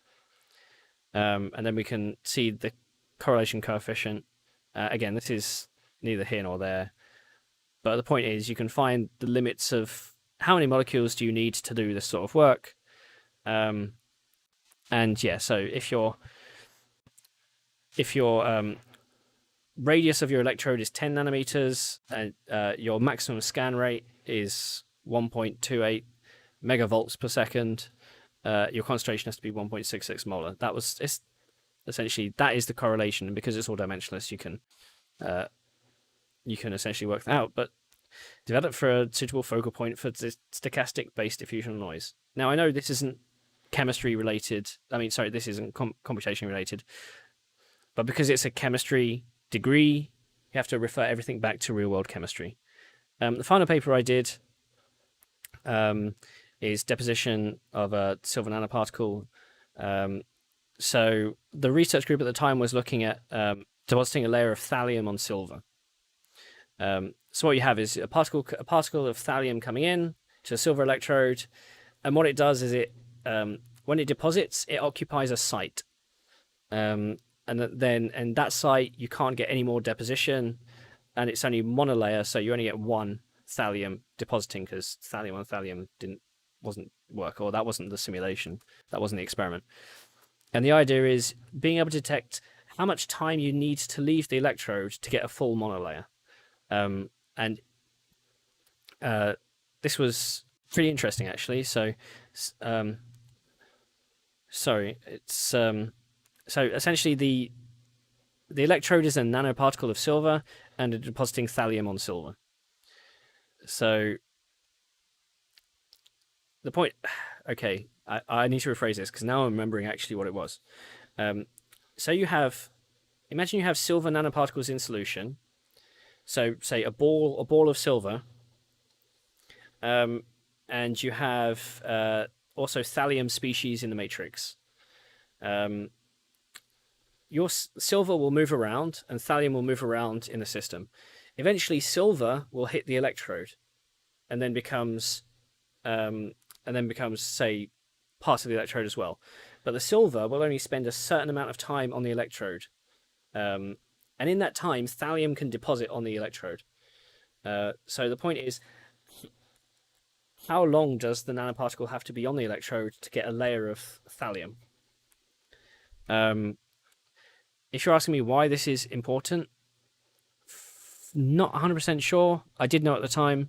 It was somebody else's research, and they said, can you come in and help solve this solution? So that's what I did.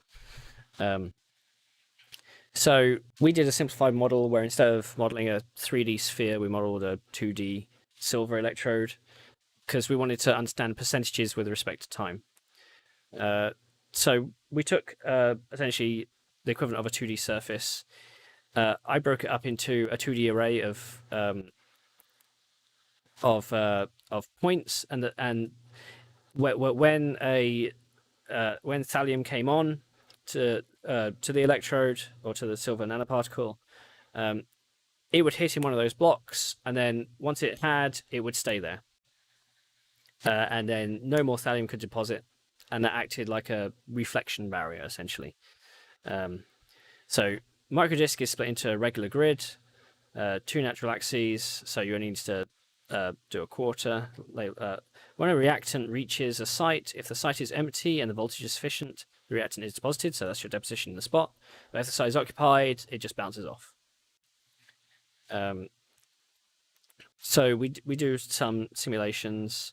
All sites are open, but we have what's called quadrillion diffusion.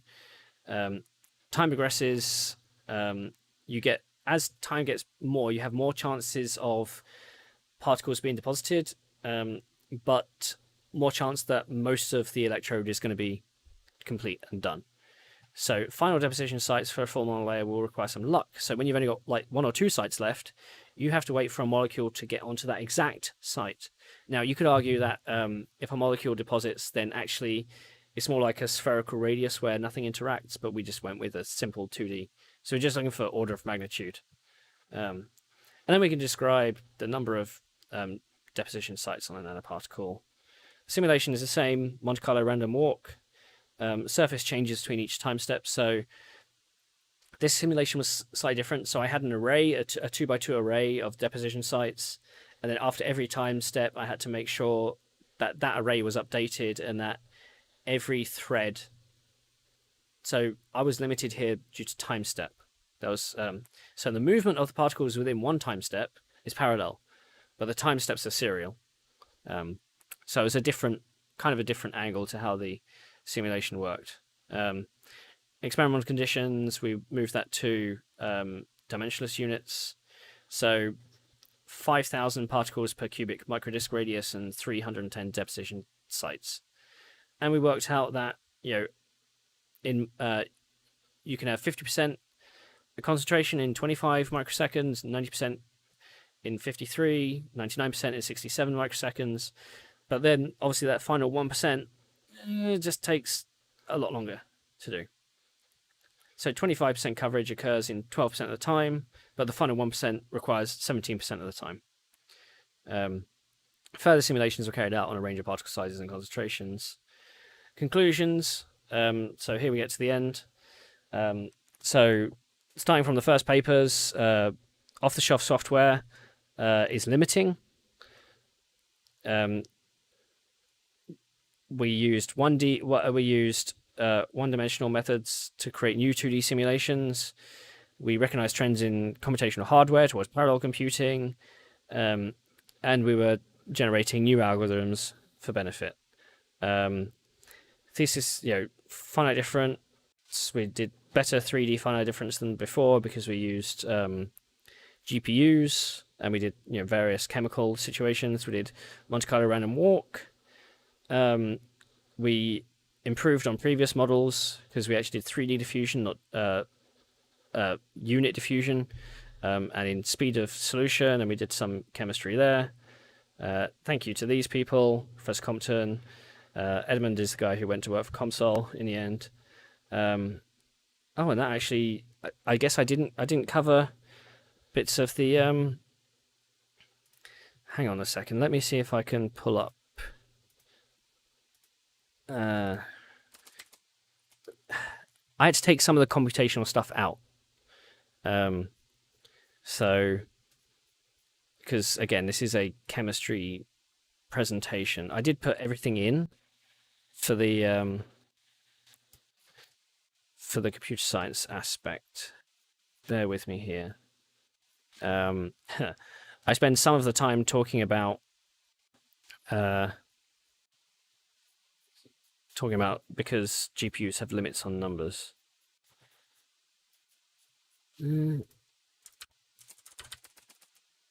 Sorry, I'm gonna have to go find this page. This is bothering me.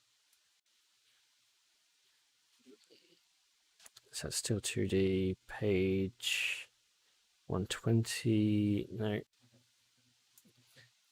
Random walk theory, definition of space, boundary conditions. Specified number of steps. No, I've gone over that.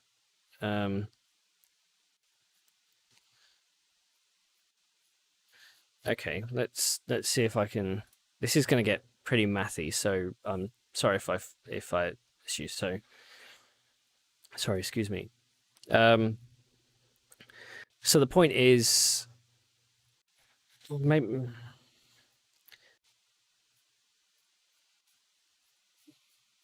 Okay, now I'll just explain it. So the previous way this was being simulated was a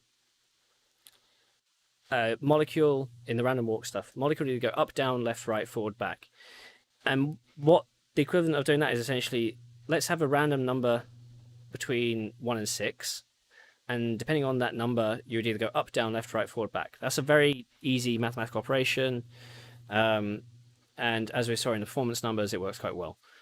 But that is not true spherical movement.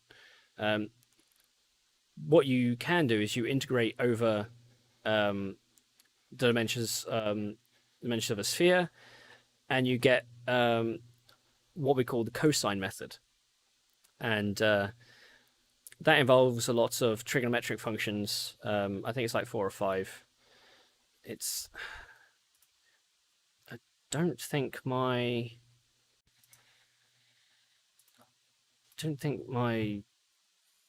corresponding information is available. But the point is, it uses a lot of trigonometric functions, which obviously are very complex to a computer. Now, with the 2D trigonometric method, is what you do is you do a random number between you take so you do a random number to find 2 pi around say which direction you want the particle to go, but then between on the z-axis or the z-axis you just do a simple straightforward random number between 0 and 1. I need a ball. Didn't prepare with a ball for this. So mug. Imagine this is a sphere, right? And it doesn't say Intel Architecture Day, maybe. So the point is, with a sphere, if your particle is moving in a fixed direction, but in a random direction each time, it could be, this point of the sphere, this point of the sphere, this point of the sphere, this point of the sphere, this point of the sphere, this point of the sphere. And that's what the cosine method does. With using lots of trigonometric functions. With a 2D trigonometric function, what we do is we take a random number between 0 and 1, and that determines your z position on the sphere. Then we do another random number as if you're looking... Sorry, 0 to 1, z position. Now imagine that's like in the middle. Imagine we get exactly 0.5. Now take a slice of that sphere, and you get a circle. Now you do a random number between, as I say, 0 and 2 pi radians, and then that determines your direction. And that is perfect 3D movement. And because we've reduced that from multiple sines and cosines down to 2, that means it's a lot faster in computation. Between that and the bipyramidal method, I think when I was working, the 2D trigonometric function was faster than bipyramidal.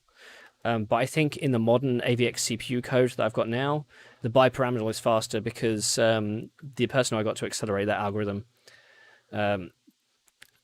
found a much easier way to do an if statement, which I don't know, and I have the code. I didn't understand it. Let's put it that way. But yeah, so I do that. Like I say, 2 hours presenting that. I think I've done it in under 2 hours here. 3 questions. Congratulations, you've passed. Minor edits and thesis. So once you finish your thesis, complete, send in. You then get your ceremony. Oxford is weird because so they do multiple ceremonies throughout the year, and each college gets a limited amount of spots, and so you have to find a spot for you to go in. And I finished in, I think it was October, and I didn't get my ceremony until about a year and a half later. I actually delayed it a little bit because my wife was in the year behind me, or my girlfriend at the time, and so we decided to do the event on the same day. So she got a bachelor's, I got my PhD on the same day.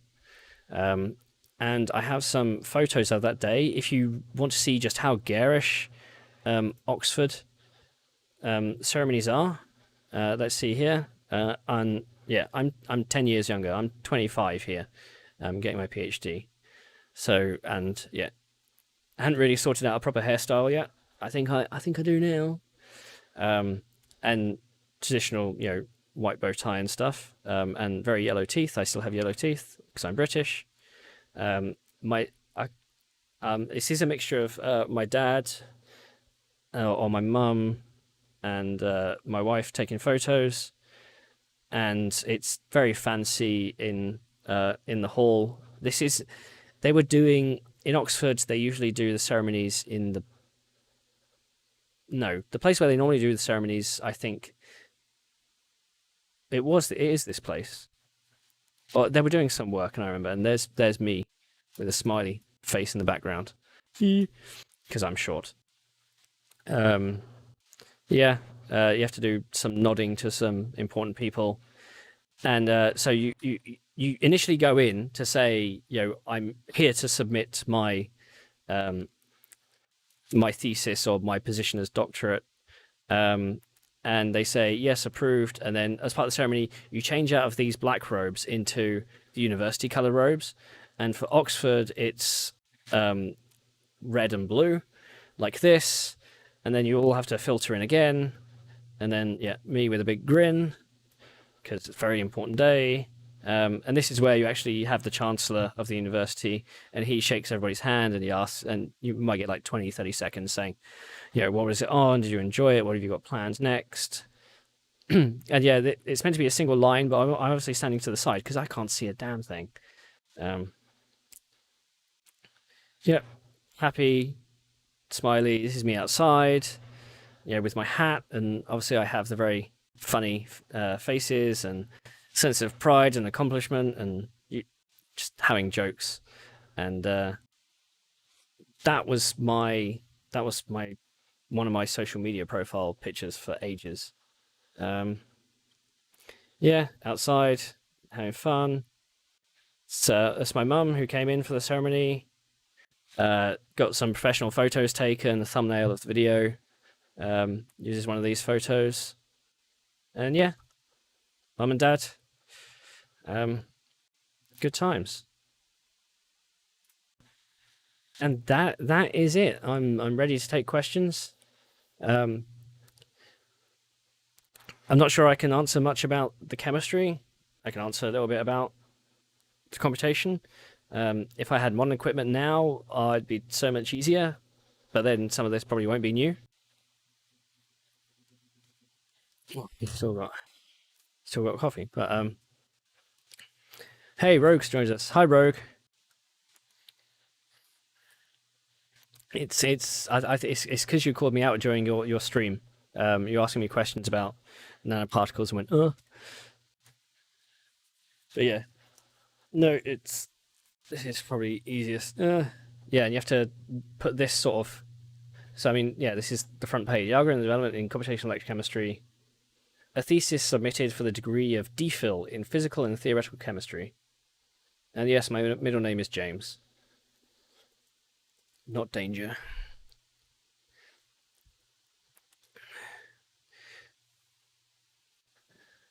BFG says they've banned clapping now at Oxford. Yeah, I'm not surprised. Thanks for the 50 Swiss francs, Crowkip. Thank you very much. Tobias says, did you skip some years in school because you've already finished with your thesis 25 years? I kind of said this at the beginning. So UK school up to 18, do your A-levels, go to university. 3 years bachelor's in the UK, or I did a 4 years master's, kind of all combined in one. So after 4 years, I'd done my master's. That's a fairly common thing in the UK. So I technically don't have a bachelor's. I just went straight to a master's. And then a PhD in the UK is typically 3 years because it doesn't involve teaching. You can do teaching depending on your situation. Because I didn't do my undergraduate at Oxford, my supervisor didn't like non-Oxford graduates teaching the undergrads. So some of the people in the group did teach some undergrads, but I didn't. So I was just, 8 hours a day research for 3 years. So yeah, 25 is pretty standard for a PhD in the UK.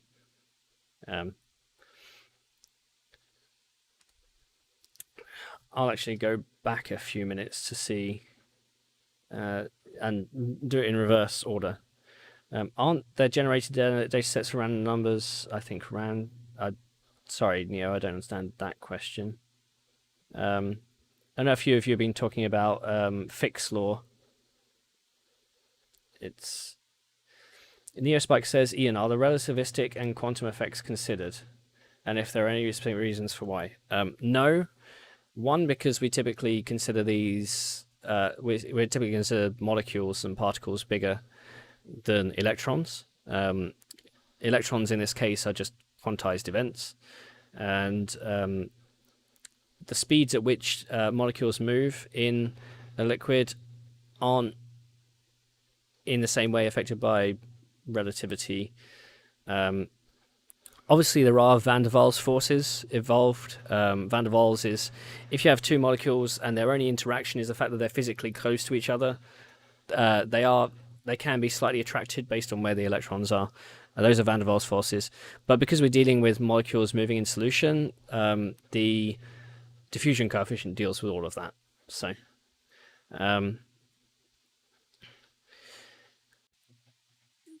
Peter Jensen says the higher the temperature, the more kinetic energy and the faster movement, so faster reach of equilibrium. Yeah, all these simulations were done assuming equal temperature throughout the whole system. Obviously, you can get some reactions at electrodes that are exothermic or endothermic, or if you have two species in solution that react with each other, that can also be endothermic or exothermic. That is yet another angle to compute. That doesn't really work in stochastic Monte Carlo, the way random walk, the way I did it. So that's best for the concentration gradient type maths.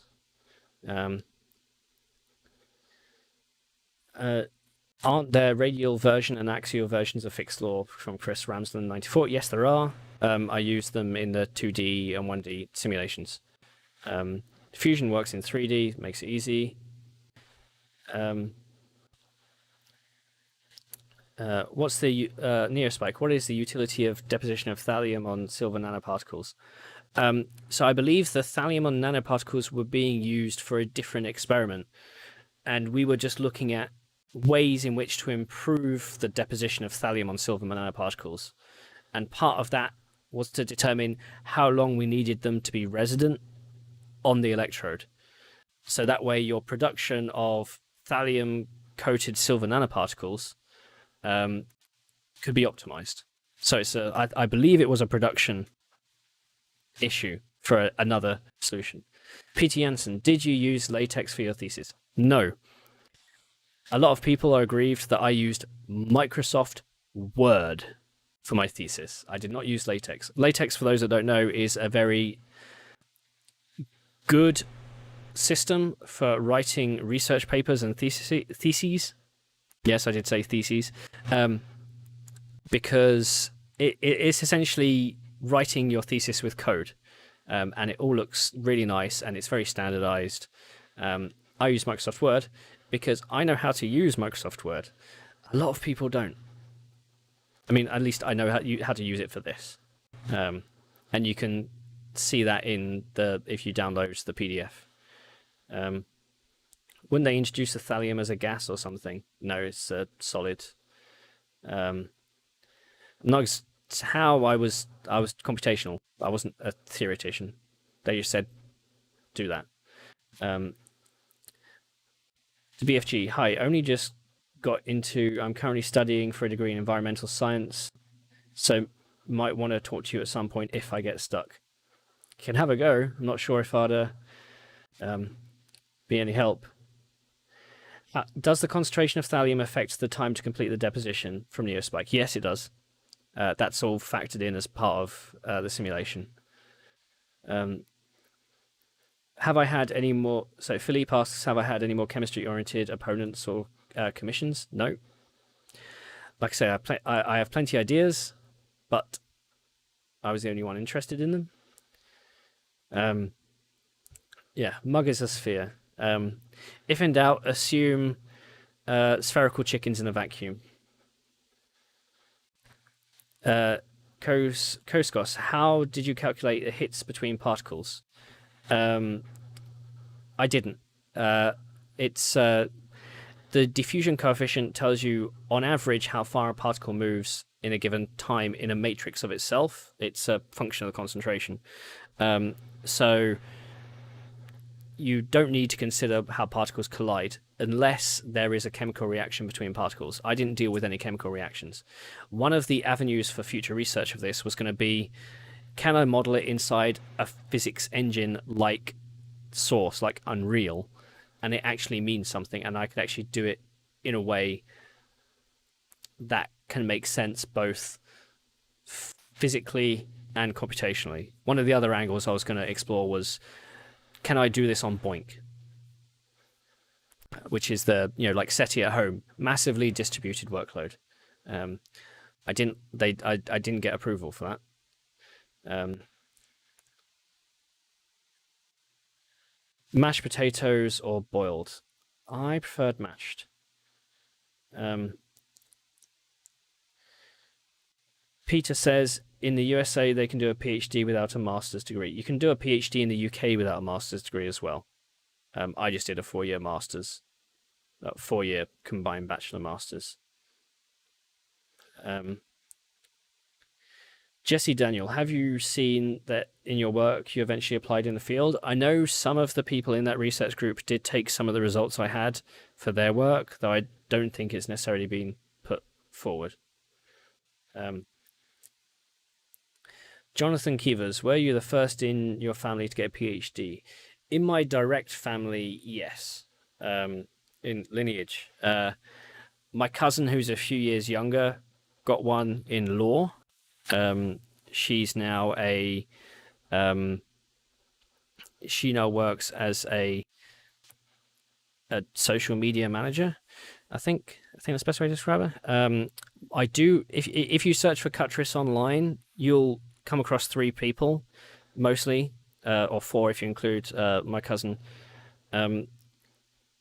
Both of them are cousins to my dad, and they are both medical.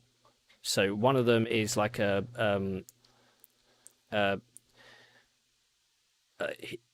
he an oncologist, or does he specialize? Or he specializes in like breast cancers in Southampton University and Hospital, and another one who's also doctor surgeon. So if you include that side of that bit of the family, then no, I'm not the first in my family. If you consider my lineage, then yes. If you consider my mother's side of the family, then yes, I am. Rogue says, what more could you do with the current GPUs that you couldn't do with the one that you're using? Is it that you can do more, or just faster, or both? For this work, it would predominantly be faster. I'm pretty sure I could use, say, tensor cores to go a lot faster, maybe on the order of, just in CUDA cores it was 30x, but maybe on the order of, say, 100 or 200x, maybe more. Excuse me. As opposed to different, like I said, one of my limitations was that you could only have a certain amount of single precision variables per thread, and that became a limit. I had to optimize some of my kernels to get under that limit. That's less of an issue now, so arguably I'd be writing worse code now, or less optimized code. Rather arrogant of a professor not wanting people from other universities do teaching. Not really. Our professor's point of view was, I've got the research funding to pay you to be a research student in my group for 3 years, so that is what you are going to do. That was his take of it. Oxford professors being arrogant, it's a bubble, very much a bubble. Jonathan asks, sorry, this keeps bouncing around. Can the electrical method of detecting spiciness can also be used on the spiciness of memes? No, we're not there yet. Word got so bad by the end of my thesis, only 80 pages, that I was struggling to scroll up and down. I did chapters. Each one of my chapters was a separate Word document, and I only combined it all at the end. I'm also a bit of an idiot. I guess you can call me a bit of an idiot. Oh no, so I did a bibliography at the end of each chapter, not at the end of the thesis. So my citations were all still good. To BFG, where is your thesis downloadable from?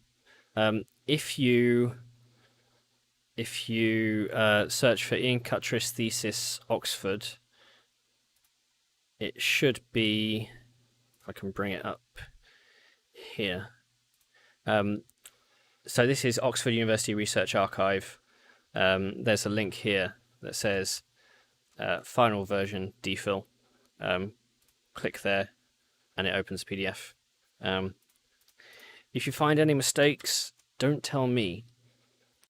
Yeah. So these are the official citations during my research. Some more proof of uniform distribution in one axis of a sphere. Yeah, that was some nice maths. But that's where it's downloaded from. At least not Notepad.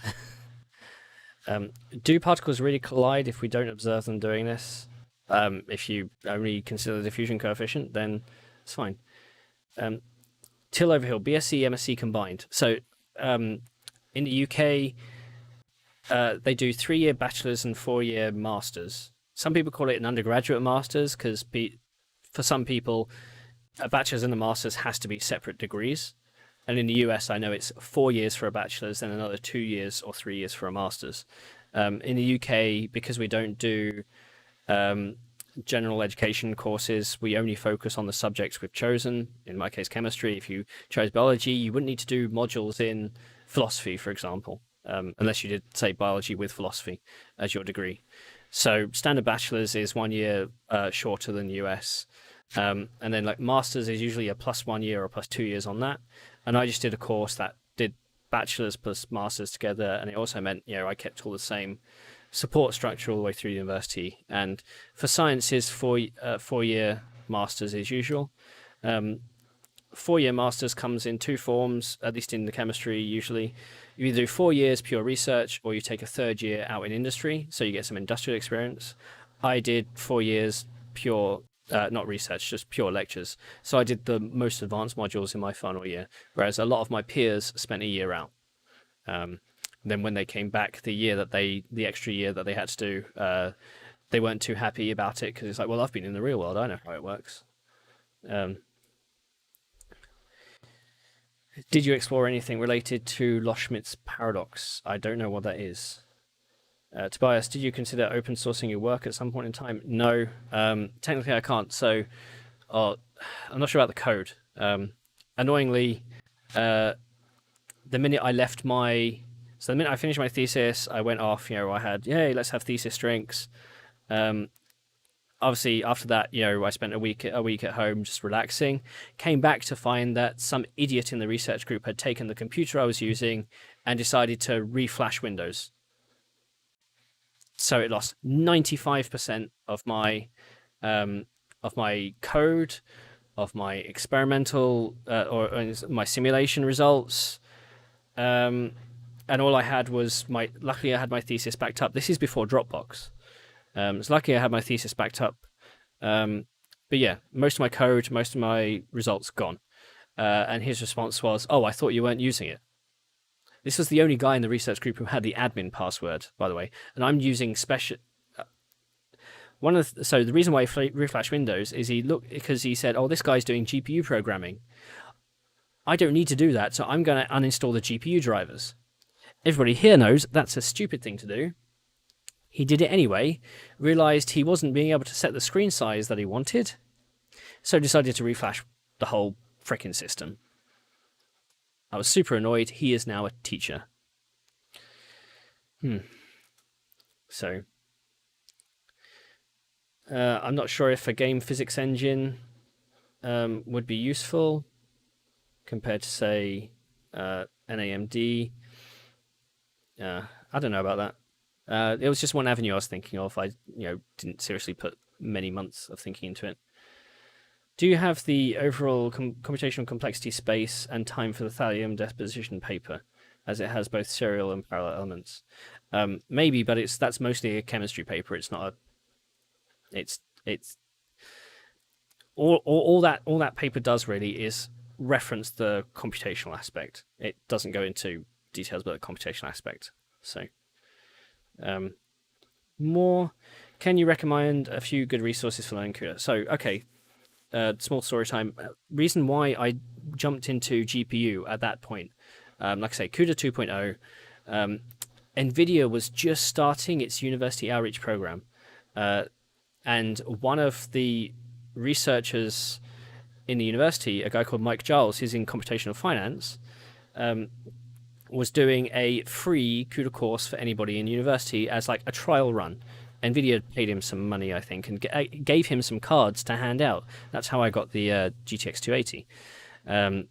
And the only reason I found out about this is because I posted about it on social media.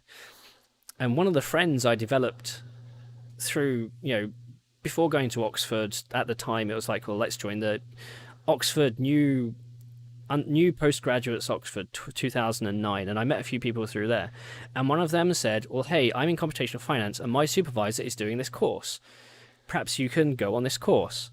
I just so happened to do a social media post at the right time, so I got onto the course, did it a week. That's how I learned how to that is to date still my only formal coding training, learning how to use CUDA at the time, CUDA 2.0. I went on the same course the next year as well because it was still free, and there were a few new elements because obviously he'd refined the concept, and then after that it was a pay-for course, and research companies could come in to do that course as well. So it would cost like $1,000 or something because it also included lunch. First year included lunch, second year didn't include lunch. But yeah, it's literally on the back of a social media post, I produced 6 research papers. This is why it's important as a researcher to also look outside your field.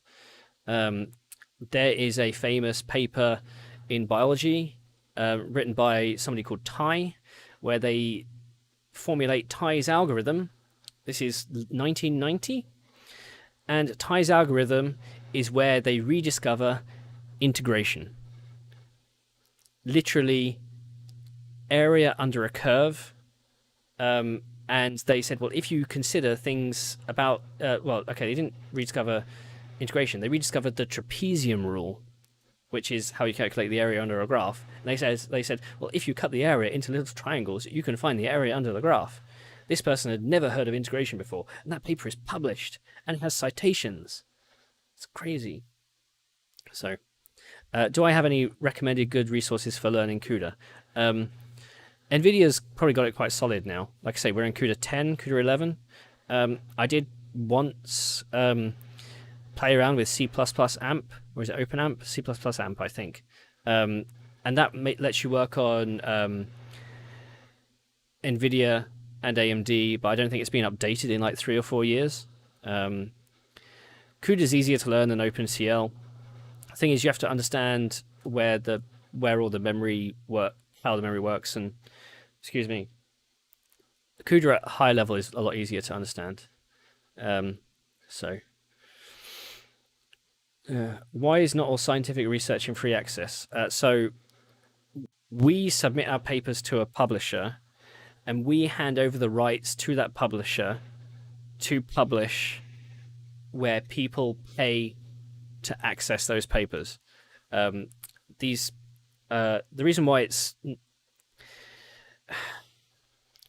so in the olden days, publishers used to publish big books of papers, and that there's a physical element to it.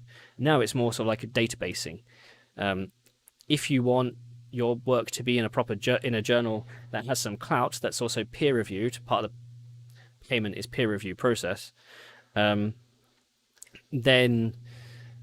you have to do those extra steps. If it was all free, people could publish willy-nilly, and you'd have no control over that necessary peer review in the same way.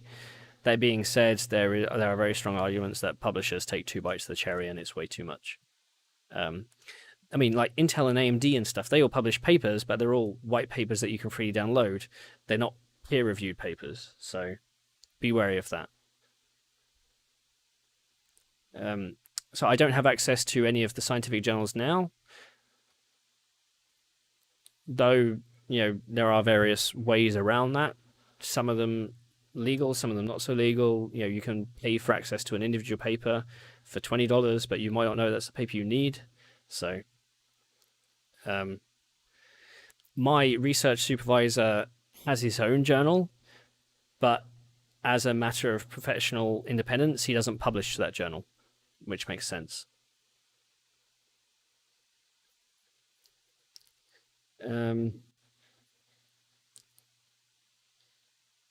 yeah, people talking about Elsevier's profits. Yeah, I think Elsevier is what most of what my papers are in. I was using Windows 7 I think, for most of my work. Yeah, I think I was still on Windows 7 then, and I had I had this odd setup that I had a second computer with eventually had the RX 460 in it. No, not RX 460, the GTX 460 in it, and that just worked, and I just left it there. It wasn't connected to the network, but I did all my coding on my main machine on my dual Xeon, and any time I compiled code, I took it off the USB stick, put it into my second machine, switched the monitors over, and then that did the work while I could still continue doing my research. Yeah, things like that. Unless it's instant, have a second machine, especially if it has to run for days. Mm.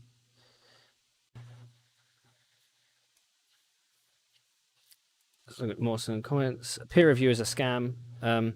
It can be. Maybe that's a topic for another video.